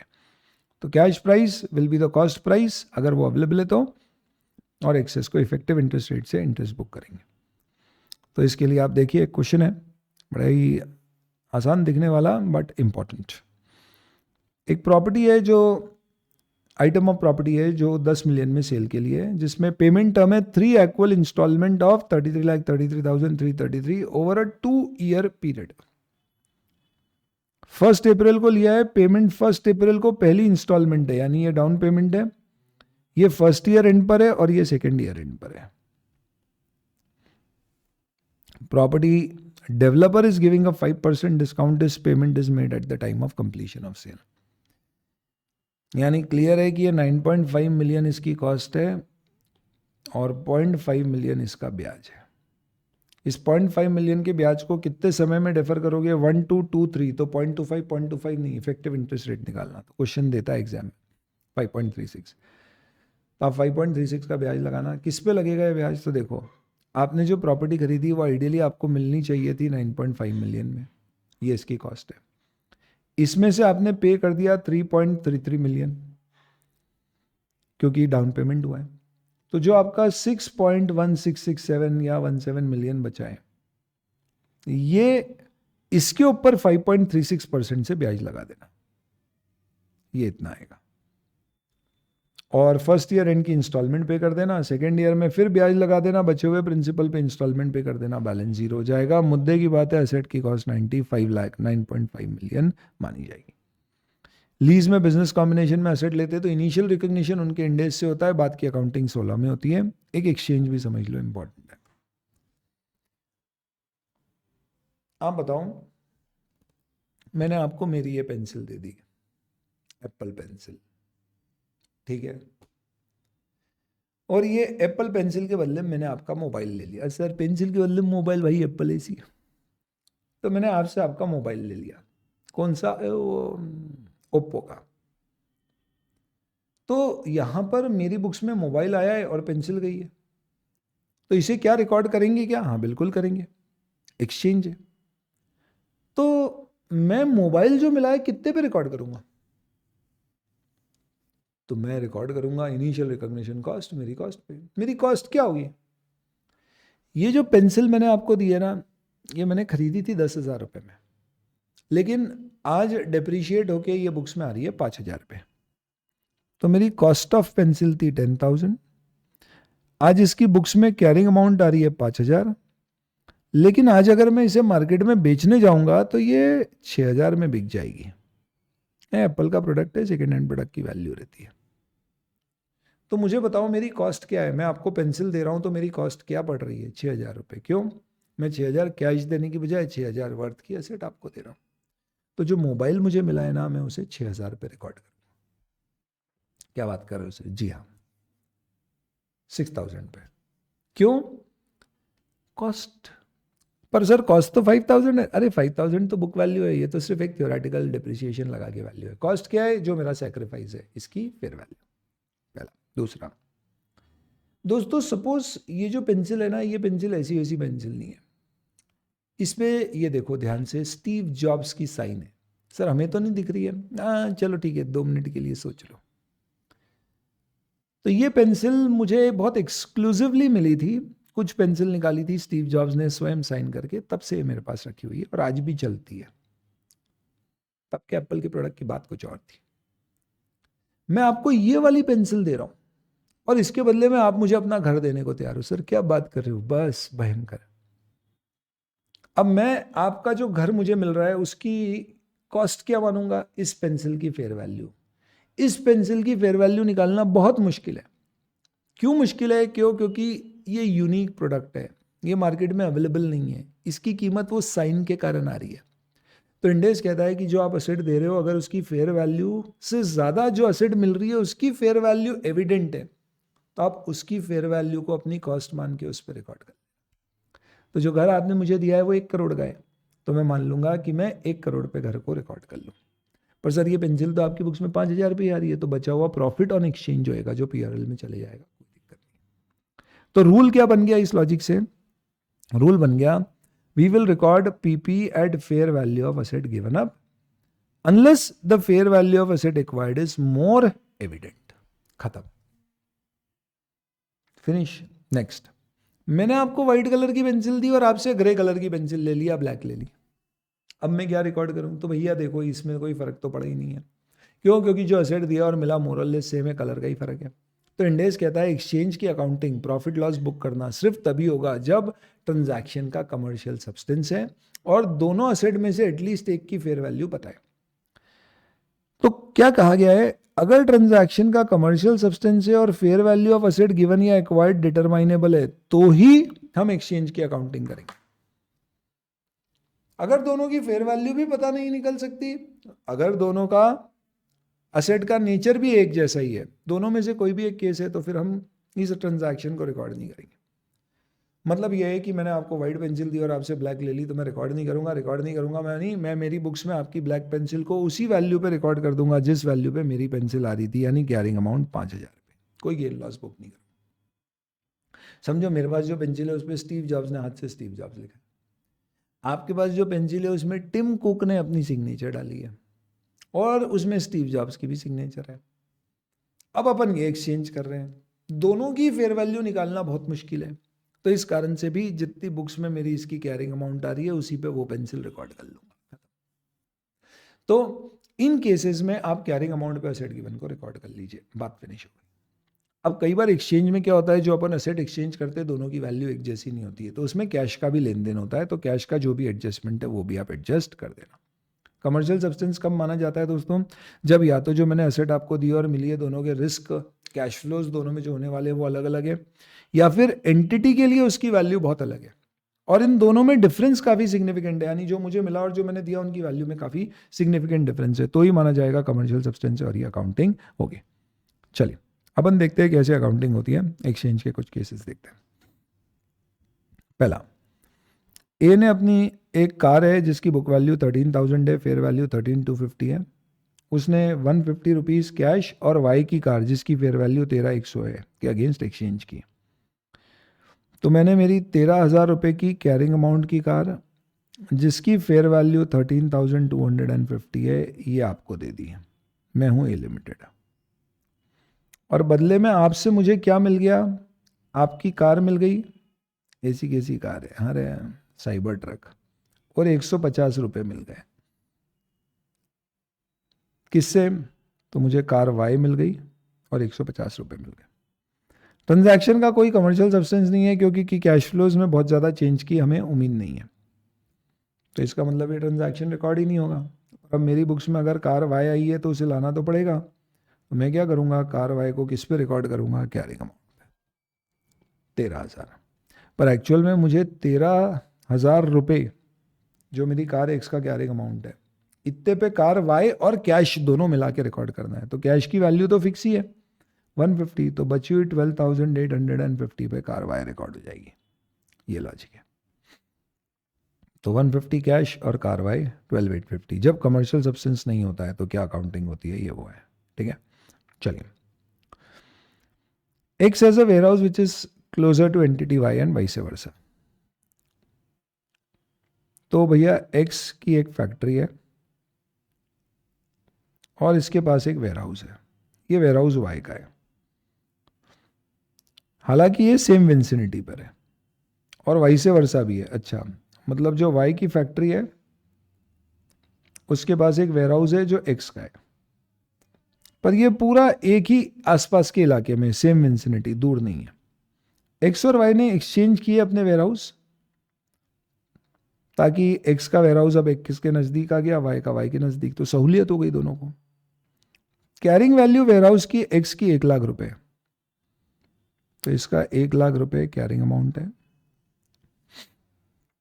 सॉरी, इसका नहीं, X के वेयरहाउस का।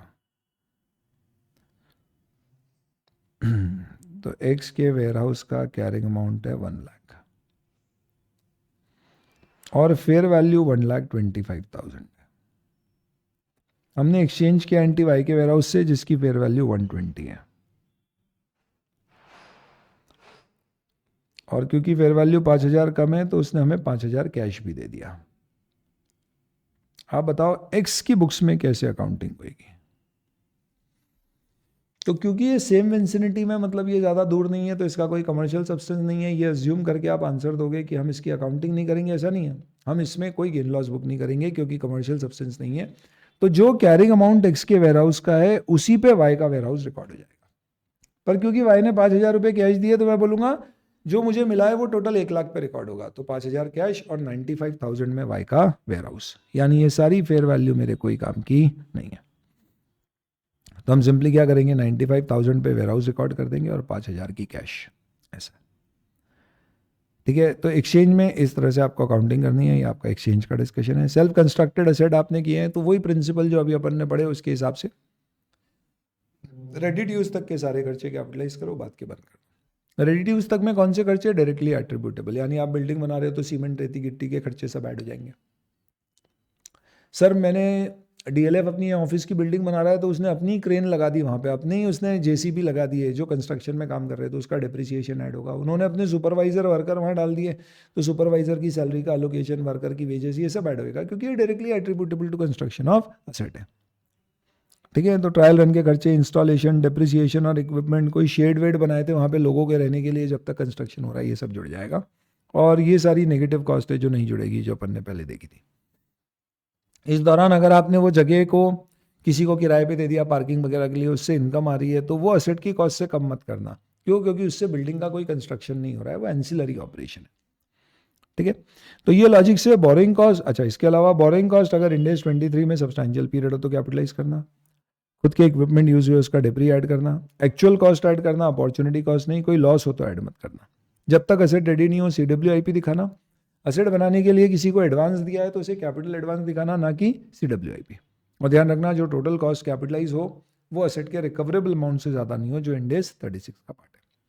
बैरल प्लांट्स इंडेस में कवर होते हैं, कॉस्ट पे कैरी होते हैं, वो क्या है एग्रीकल्चर में डिस्कस करेंगे। हाँ, अगर आपने अपने दोस्त के साथ मिलकर कोई एसेट खरीदी, हाय उसने, और तुम बहुत लकी हो, तुम्हारी वाली कभी भी तुम अगर उसको पार्टी भी देते हो ना तो खर्चा आधा आधा करती है। हम बोलते नहीं यार ये तो लड़कों का काम है, उसने बोला नहीं, बराबरी का हिस्सा। हमने बोला वो आज हमें वुमेन एम्पावरमेंट तो समझ में आया था, आज मैन एम्पावरमेंट लग रहा है। तब हम दोनों ने मिलकर साथ में एक घर खरीदा है। आए शादी हो गई, नहीं नहीं लिव इन रहे। तो घर में भी उसने बोला आधे पैसे मैं दूंगी, तो आधे उसने दिए, आधे हमने दिए, बाकायदा रजिस्ट्री में भी दोनों का नाम है। तो ये आप अपनी बुक्स में कितना रिकॉर्ड करोगे? तो आप क्या, घर आपका 1 करोड़ का 50 लाख आपने दिए तो पूरे 1 करोड़ पे रिकॉर्ड करेंगे क्या? नहीं, आपका जो शेयर है 50 लाख उस पर, वो भी अपनी बुक्स में 50 लाख पे रिकॉर्ड करेगी। तो jointly controlled asset is recorded in the entity's books only to the extent of its own share. पहली चीज। दूसरी चीज, सपोज ये जो घर हमने खरीदा है कोई एक कम्युनिटी में है और वहां पे ऐसा बोला गया है कि भैया अगर आप इस घर को कभी भी बेचोगे तो आपको इस घर को पहले जैसा करके देना पड़ेगा। अब हमने जब खरीदा था तो हमने उसमें थोड़ा बहुत क्या किया था, इनिशियल रेडी टू यूज से पहले ही कुछ चेंजेस कराए थे, दीवार तोड़वाई है वो, तो हमें पहले जैसा करना होगा। तो हमें लग रहा है कि हम 10 साल तक यहाँ पे साथ में रहेंगे, इतना टाइम लग ही जाएगा दोनों को सीए करने में जिस तरह से कर रहे हैं। उसके बाद दोनों अपने अपने रास्ते निकल जाएंगे। तो 10 साल बाद हमें ये जगह वापस पहले जैसी करनी होगी, तो उसका डीआरएस का प्रोविजन अभी से बनाना पड़ेगा। हमें लगता है उसका 5 लाख का खर्चा आएगा, तो आप अभी से प्रोविजन बनाओगे, दोनों आधा आधा बांटेंगे, तो दोनों अपनी बुक्स में 2.5 लाख का प्रोविजन बनाएंगे। ऐसा इंड AS 111 जॉइंट अरेंजमेंट्स में कहा है कि जॉइंट वेंचर अगर होता है जिसमें सेपरेट लीगल एंटिटी बनती है, तो उसकी अकाउंटिंग इंड AS 28 में, बट जॉइंटली कंट्रोल्ड एसेट या ऑपरेशन है, तो दोनों अपनी बुक्स में अपना अपना शेयर बुक कर लो। बस यहाँ पे इंड AS 37 एक चीज़ और कहता है कि अगर कोई लाइबिलिटी जॉइंटली सेटिस्फाई करना है तो दोनों अपना अपना शेयर बुक करेंगे। पर अगर कभी समझो कि लड़की जल्दी भाग गई या लड़का जल्दी भाग गया, इस कारण से 10 साल बाद जब जगह खाली करोगे तो आपको पहले जैसे करना पड़ेगा, तो हो सकता है दूसरे की कॉस्ट भी आपको इनकर करना पड़े। आप लीगली उससे रिकवर बाद में कर लोगे, बट एक बार के लिए करना पड़ेगी। तो इसके लिए कंटिंजेंट लाइबिलिटी भी डिस्क्लोज करना चाहिए। कितने अमाउंट की?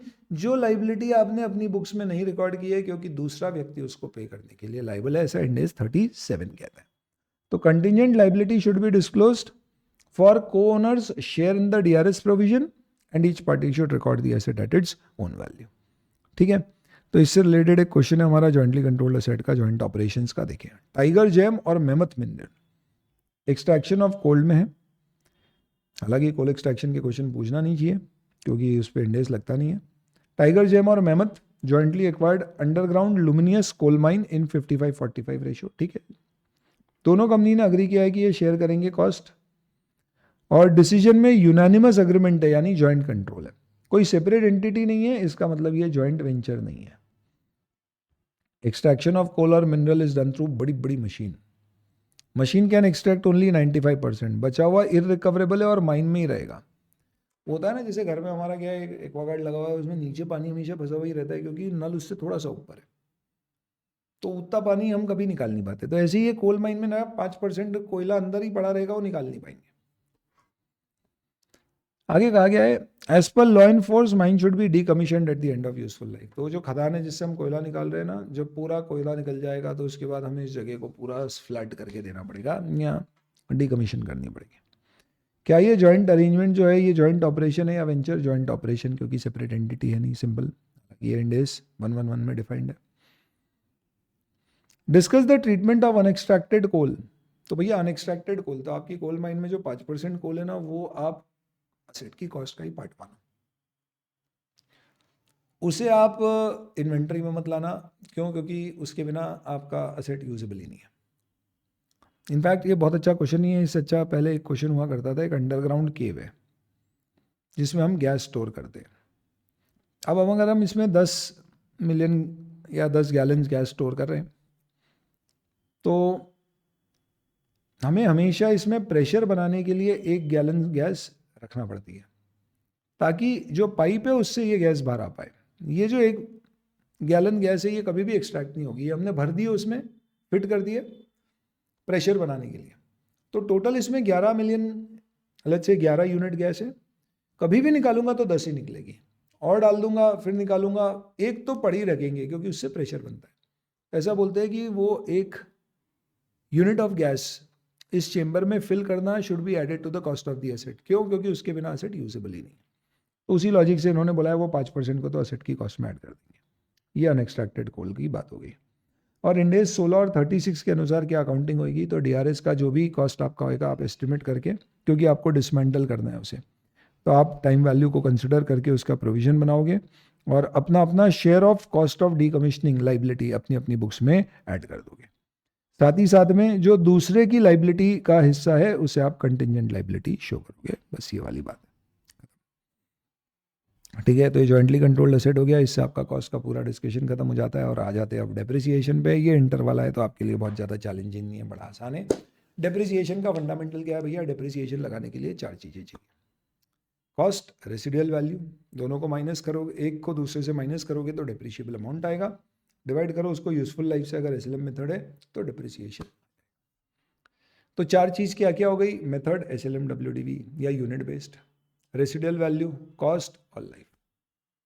ये चारों को आपको कैलकुलेट करना है, जिसमें से ये तीनों आपके एस्टिमेट है जो समय समय पे चेंज हो सकते हैं। और अब कोई भी चेंज इन एस्टिमेट है तो उसकी अकाउंटिंग प्रोस्पेक्टिव होगी इस इंडेक्स में। और चेंज इन मेथड को भी चेंज इन एस्टिमेट ही माना गया है। तो change in estimate of cost, residual value, life और मेथड। कॉस्ट क्यों चेंज हो सकती है, कभी बाद में डिस्काउंट वगैरह मिले, तो इसे प्रोस्पेक्टिवली अकाउंट फॉर करना, जो हो गया आगे चेंज कर देना। मेथड चेंज भी प्रोस्पेक्टिवली अकाउंट फॉर करना, चेंज इन पॉलिसी नहीं मानना इसको, ठीक है। कॉस्ट तो अपन ने निकाली, लाइफ क्या होती है, मैंने एक बिल्डिंग खरीदी, उसकी लाइफ 50 साल है, पर मेरे को 10 साल ही यूज़ करना है, फिर खाली कर देना है, तो मेरे लिए लाइफ 10 साल है। तो ये मैनेजमेंट इंटेंडेड यूजफुल लाइफ है, ना कि मैक्सिमम इकोनॉमिक लाइफ। आप लाइफ ईयर्स की जगह यूनिट में लेना चाहो, मैंने टैक्सी का बिजनेस है, इनोवा खरीदी है, उसकी लाइफ मुझे लगता है 2 लाख किलोमीटर है, तो आप 2 लाख किलोमीटर मान लो, पहले साल 10,000 किलोमीटर चली, 5% डेप्रिशिएट कर दो, ऐसा। रेसिडुअल वैल्यू ध्यान रखना, मैंने एक बिल्डिंग लिया है, 10 साल उसकी लाइफ लग रही है, 10 साल बाद रिटर्न कर दूंगा, बेच दूंगा, फिर बड़ी बिल्डिंग में शिफ्ट होऊंगा। तो ये बिल्डिंग की रेसिडुअल वैल्यू 10 साल बाद की लूं, तो वो तो कॉस्ट से भी ज़्यादा आ जाएगी, क्योंकि कीमत बढ़ती है तो डेप्रिसिएशन लगेगा ही नहीं। रेसिडुअल वैल्यू है कि जो बिल्डिंग में आज आप गए हो, आपने खरीदी है, आप ये सोचो कि इससे भी 10 साल ज़्यादा पुरानी बिल्डिंग आज की तारीख में अगर आप बेचने जाओगे तो कितने में बिक रही है, डेफिनेटली पुरानी है तो थोड़े कम में बिक रही होगी, वो उसकी रेसिडुअल वैल्यू है। तो आज आपने कार खरीदी और इस कार को 5 साल बाद आप बेच दोगे, तो 5 साल में आप डेप्रिशिएट करोगे इसके डेप्रिशिएबल अमाउंट को। तो ये मत सोचना 5 साल बाद जब मैं बेचूंगा तो ये कितने में बिकेगी, क्योंकि वो तो इन्फ्लेशन के कारण वैल्यू बढ़ जाएगी।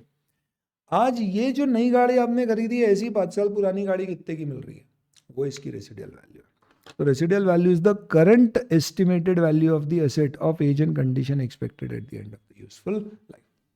ये माइनस करना, डेप्रिशिएबल अमाउंट आ जाएगा। मेथड के कोई रिस्ट्रिक्शन नहीं है, टाइम बेस्ड, यूसेज बेस्ड कोई भी ले सकते हो। Method should reflect the pattern of consumption of future economic benefit from the asset, ऐसा लिखना एग्जाम में। रेवेन्यू के प्रोपोर्शन में डेप्रिसिएशन नहीं लगाते, क्यों, क्योंकि वो हो सकता है आप फ्री में गाड़ी चला रहे हो, टैक्सी चला रहे हो शुरू में ताकि कस्टमर बेस बने, पर गाड़ी तो यूज़ हो रही है, इसलिए रेवेन्यू के प्रोपोर्शन में नहीं लगाना। डेप्री रेडी टू यूज़ की डेट से लगाना, ना कि पुट टू यूज़। हाँ, यूजेज बेस है तो पुट टू यूज़ से लगेगा। हर साल आपको सारे एस्टिमेट रिव्यू करने हैं, लाइफ रेसिडुअल वैल्यू और मेथड के, और डेप्रिसिएशन में कंपोनेंट अकाउंटिंग का ध्यान दें, ये क्या होता है, ये इंपॉर्टेंट है। भैया मैंने एक हवाई जहाज खरीदा जिसकी लाइफ है 20 साल, पर इसमें जो इंजन लगा है इसकी लाइफ है 10 साल। इंडेस कहता है कि आप इस पूरे को 20 साल में डेप्रिशिएट अगर करोगे तो 10 साल बाद इंजन रिप्लेस होगा, उसकी पूरी कॉस्ट पीआरएल में लमसम डालना पड़ जाएगी, क्योंकि एसेट की लाइफ 20 साल थी और 20 साल ही रहेगी इंजन बदलने से। तो अब आप एक काम करो, आप इस एरोप्लेन को 2 पार्ट में डिवाइड कर दो, इंजन और अदर्स। इंजन की आज क्या कॉस्ट होती है निकाल लो, टोटल कॉस्ट में से अलग कर दो, उसे 10 साल में डेप्रिशिएट करो, बचे हुए एयरक्राफ्ट को 20 ईयर्स में डेप्रिशिएट करो। तो 10 साल बाद जब वो नया पार्ट आएगा तो आप उसे कैपिटलाइज कर देना। क्यों, क्योंकि वो फुल्ली डेप्रिशिएट हो चुका है। इसे बोलते हैं कंपोनेंट अकाउंटिंग।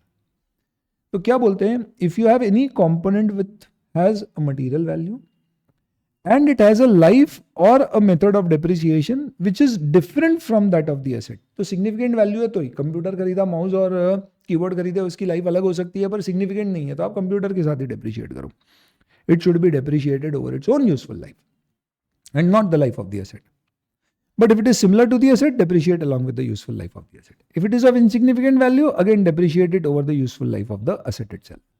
ध्यान रखना, ये सिर्फ डेप्री का कैलकुलेशन करने के लिए, बैलेंस शीट में इंजन और एयरक्राफ्ट अलग अलग नहीं दिखाना है। तो it is only relevant for computation of depreciation and does not requires presentation in the balance sheet as कि भैया गाड़ी का टायर जल्दी खराब होएगा और गाड़ी ज़्यादा चलेगी तो गाड़ी अलग टायर अलग, नहीं, वहाँ कार ही दिखेगी।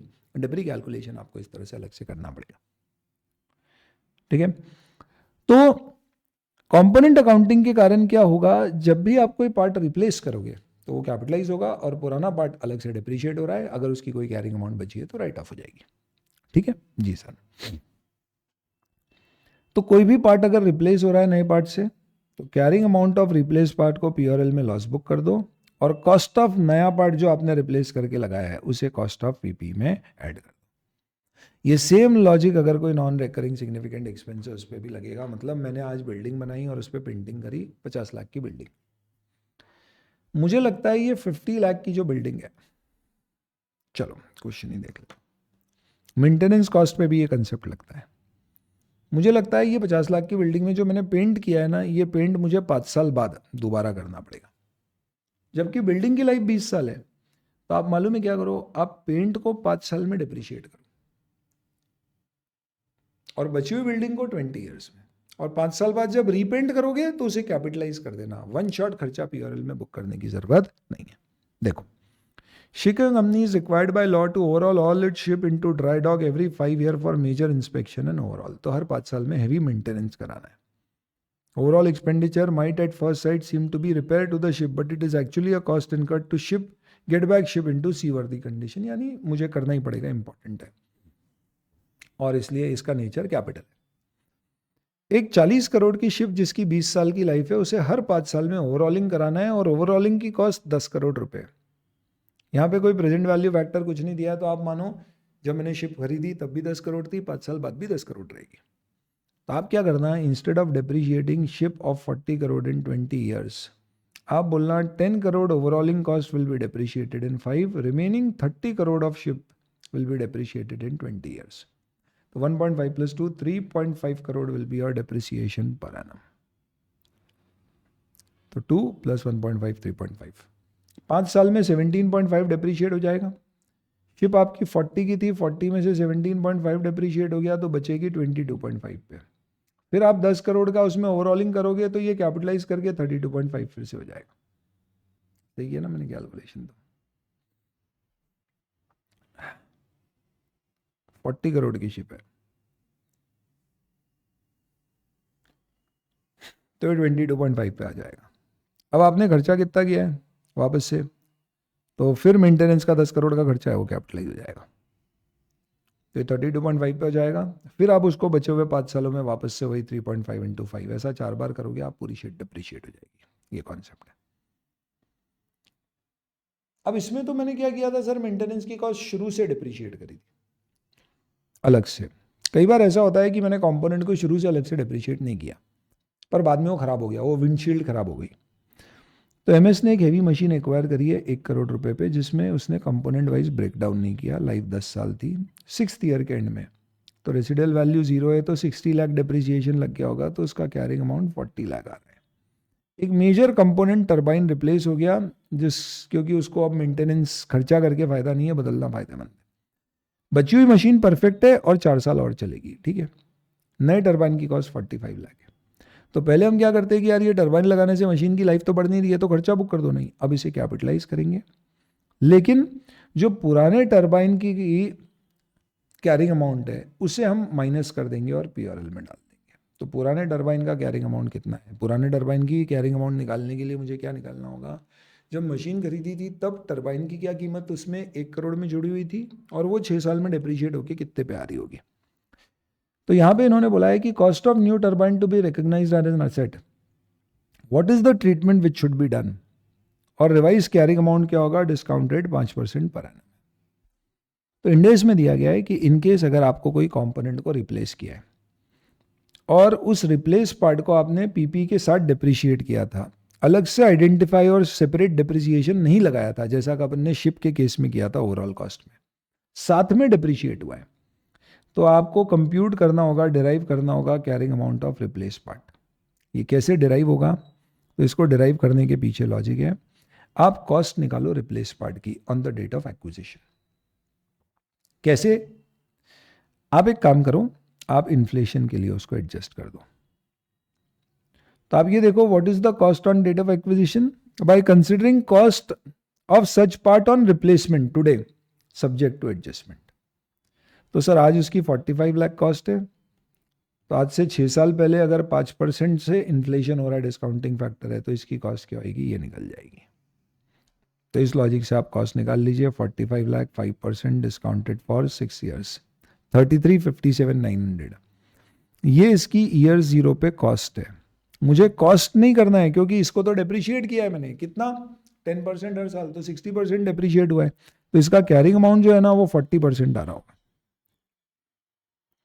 तो मैं क्या करूंगा, वो जो उसका कैरिंग अमाउंट 40% जो 1343,160 आएगा, ये यहां से माइनस कर दूंगा,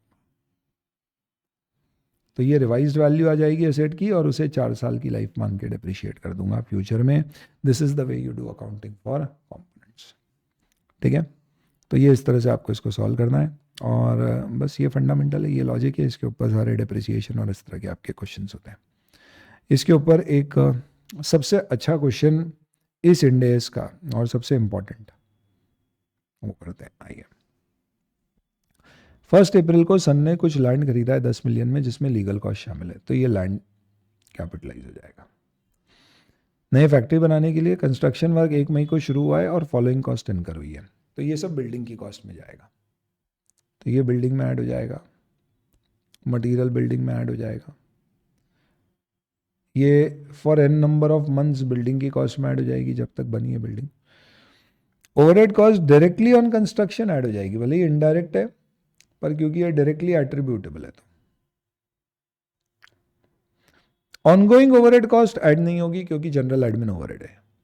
टेम्पररी यूज कार पार्क के लिए दिया, पीआरएल में इनकम बुक कर दो, ये नहीं भी देते तो कंस्ट्रक्शन पे कोई फर्क नहीं पड़ता। ये रीलोकेशन की कॉस्ट है, पीआरएल में जाएगी, इनॉग्रेशन पीआरएल में जाएगा।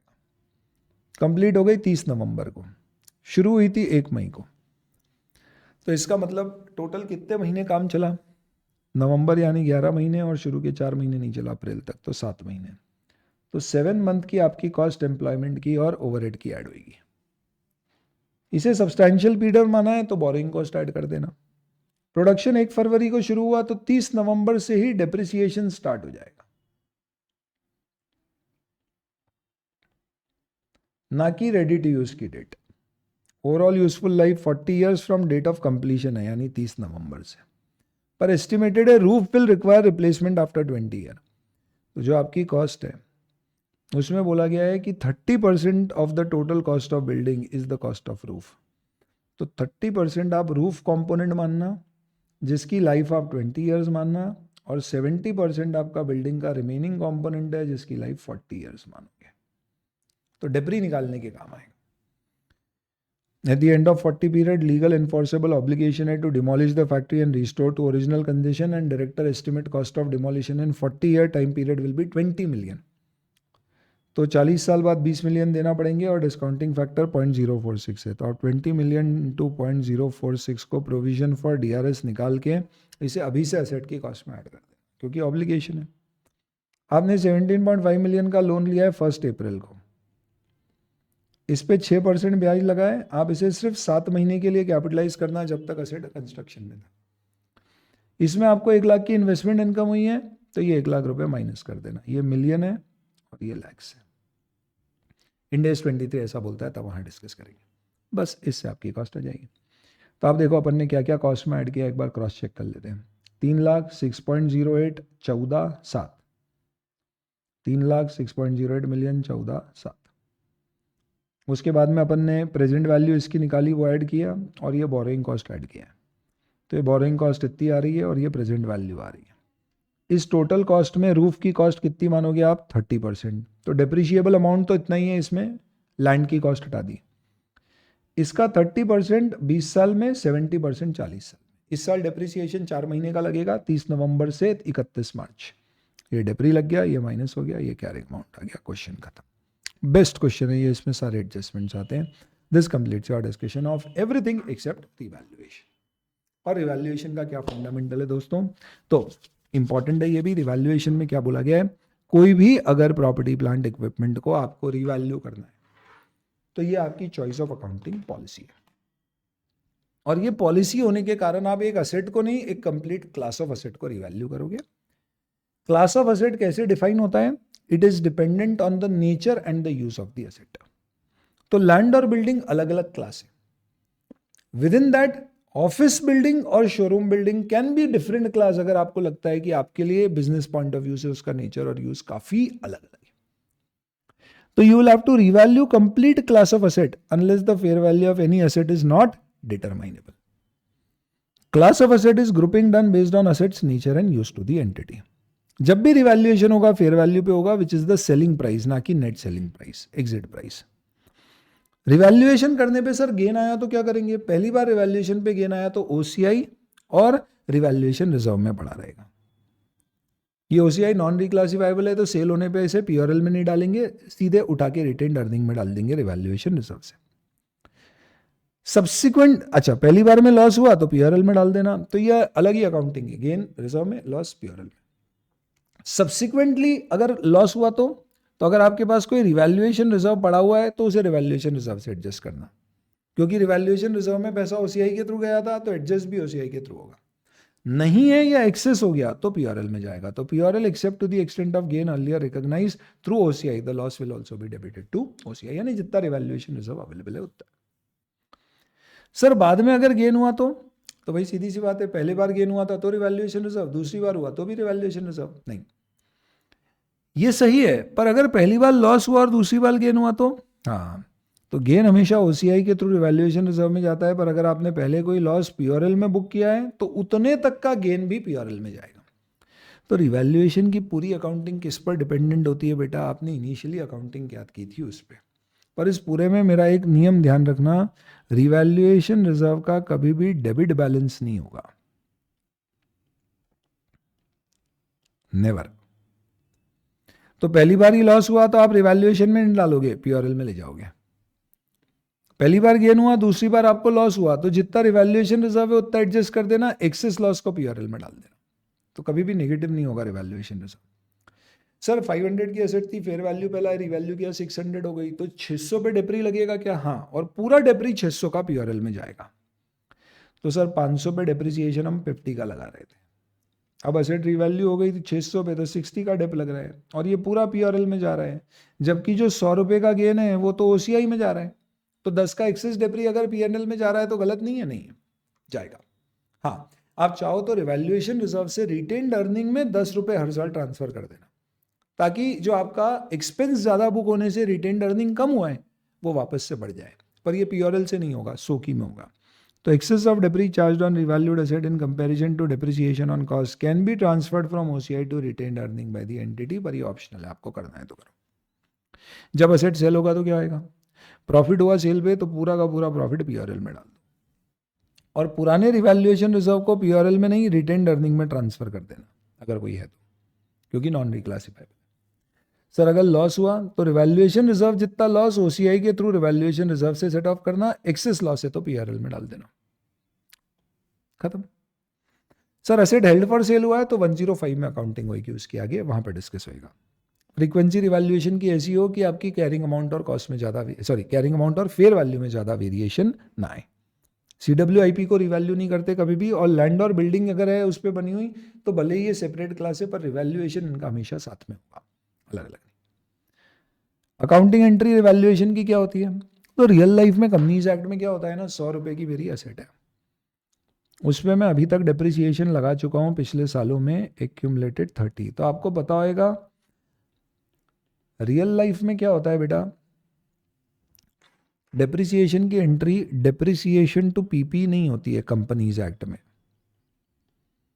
Rather depreciation to accumulated depreciation होती है, और बैलेंस शीट में हम PP less accumulated depreciation inner column में और आउटर कॉलम में नेट अमाउंट दिखाते हैं, इसे बोलते हैं ग्रॉस ब्लॉक, इसे बोलते हैं एक्यूमुलेटेड डेप्री, इसे बोलते हैं नेट ब्लॉक, यानी हम सीधे उड़ा नहीं देते पीपी से डेप्रिसिएशन को। तो इंडेस कहता है जब आप रिवैल्यू करो तो आप ग्रॉस ब्लॉक और एक्यूमुलेटेड डेप्रिसिएशन दोनों को रिवैल्यू करो, ताकि आपका नेट ब्लॉक रिवैल्यूड फिगर पे आ जाए। मतलब क्या हुआ सर, कोई दिक्कत नहीं है, अपने पास इतनी मस्त स्ट्राइकर है, सब तरह के क्वेश्चन मिल जाएंगे, आ जाओ देख लेते हैं। डेप्री के क्वेश्चन तो करने लायक नहीं होते हैं, छोड़ो। अब दोनों को रिवैल्यू करोगे, क्या है देखो, मेरे पास एक इनिशियल 1 लाख रुपए की कॉस्ट की आइटम है, रिवैल्यूएशन तक उस पर टोटल 55,000 का एक्यूमुलेटेड डेप्रिसिएशन है, यानी इसका कैरिंग अमाउंट 45,000 है, इसकी फेयर वैल्यू 65,000 है, तो मैं इसे 65 पे रिवैल्यू करूंगा। तो एंट्री भूल के भी ऐसी मत कर दियो, PP account debit to revaluation gain जो ओसीआई में बुक हो जाएगा 20,000 का, क्योंकि आपकी बुक्स में पीपी 1 लाख पर आ रही है, तो इससे 1,20,000 पे हो जाएगी, जो अजीब हो जाएगा।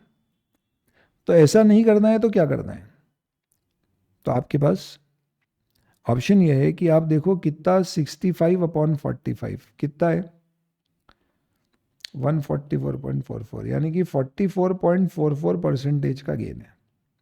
तो आप क्या करो, आप अपनी कॉस्ट को भी 44.44% और एक्यूमुलेटेड डिप्री को भी उतने से बढ़ा दो। तो इससे क्या होगा, असेट डेबिट होगा 44,444 से, एक्यूमुलेटेड डेप्रिसिएशन क्रेडिट होगा 24,444 से, तो automatically balancing figure 20,000 surplus on revaluation OCI में जाएगा। अब आपका रिवाइज्ड ग्रॉस ब्लॉक हो जाएगा 144,444। आपका रिवाइज्ड एक्यूमुलेटेड डेप्रिसिएशन हो जाएगा, पहले कितना था 65, ना सॉरी 55, तो 55 प्लस 24 ये कितना हो जाएगा 79444। तो अपने आप आपका नेट ब्लॉक इन दोनों को माइनस करेंगे तो कितना आएगा 65,000, जो कि आपका रिवाइज्ड फेयर वैल्यू है।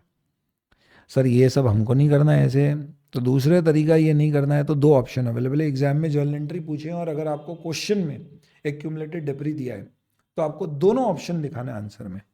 तो बोलना दूसरा तरीका क्या है, दूसरा तरीका है एक्यूमुलेटेड डिप्रिसिएशन को पीपी की कॉस्ट से पहले राइट ऑफ कर दो ताकि पीपी पहले 45 पे आ जाए। तो accumulated depre to PP cost, PP 45 पे आ गई। अब आप ये वाली एंट्री कर दो पीपी टू रिवैल्यूएशन गेन, और रिवैल्यूएशन गेन ओसीआई में जाएगा, वहाँ से रिवैल्यूएशन रिजर्व में। आप रिवैल्यूएशन रिजर्व क्रेडिट करो या सरप्लस ऑन रिवैल्यूएशन, कोई फर्क नहीं पड़ता है, इंस्टीट्यूट चेंजेबल करते रहता है, बस रिलेवेंट होना चाहिए। तो ये इस तरह से जर्नल एंट्री रिवैल्यूएशन की पास करना, दैट्स इट। और फाइनली डी रिकॉग्निशन अपन ने पढ़ लिया है। गेन लॉस कोई भी है तो पीआरएल में जाता है, भले ही कॉस्ट से ऊपर पे बेचा हो। डिस्कार्ड कर दी एसेट तो लॉस हो जाएगा, पूरा का पूरा पीआरएल में डाल दो। हेल्ड फॉर सेल है 105 में डिस्कस होगा। पीपी कभी भी बेचते हैं तो उसका प्रॉफिट बुक होता है या लॉस बुक होता है, सेल्स नहीं दिखाते, एक्सेप्ट अगर आप ऑपरेटिंग लीज बिजनेस में हो। यानी मैं गोवा में क्या करता हूँ, बाइक टैक्सी पे देता हूँ, तो उस केस में मेरी पुरानी सेकेंड हैंड बाइक जब मैं बेचूंगा तो उसे सेल्स बुक करते हैं। ये क्लैरिफिकेशन है, इतना क्रिटिकली इंपॉर्टेंट नहीं है, तो ठीक है। अब इससे रिलेटेड वैल्यूएशन के काफ़ी अच्छे सारे क्वेश्चंस है जिसमें सब तरह के आपके पास वैरायटी ऑफ एडजस्टमेंट्स है, बट बेसिक मैंने आपको डिस्कस कर लिया। ये हमारा इंडिया 16 का revision along with question answers with latest question complete. Thank you.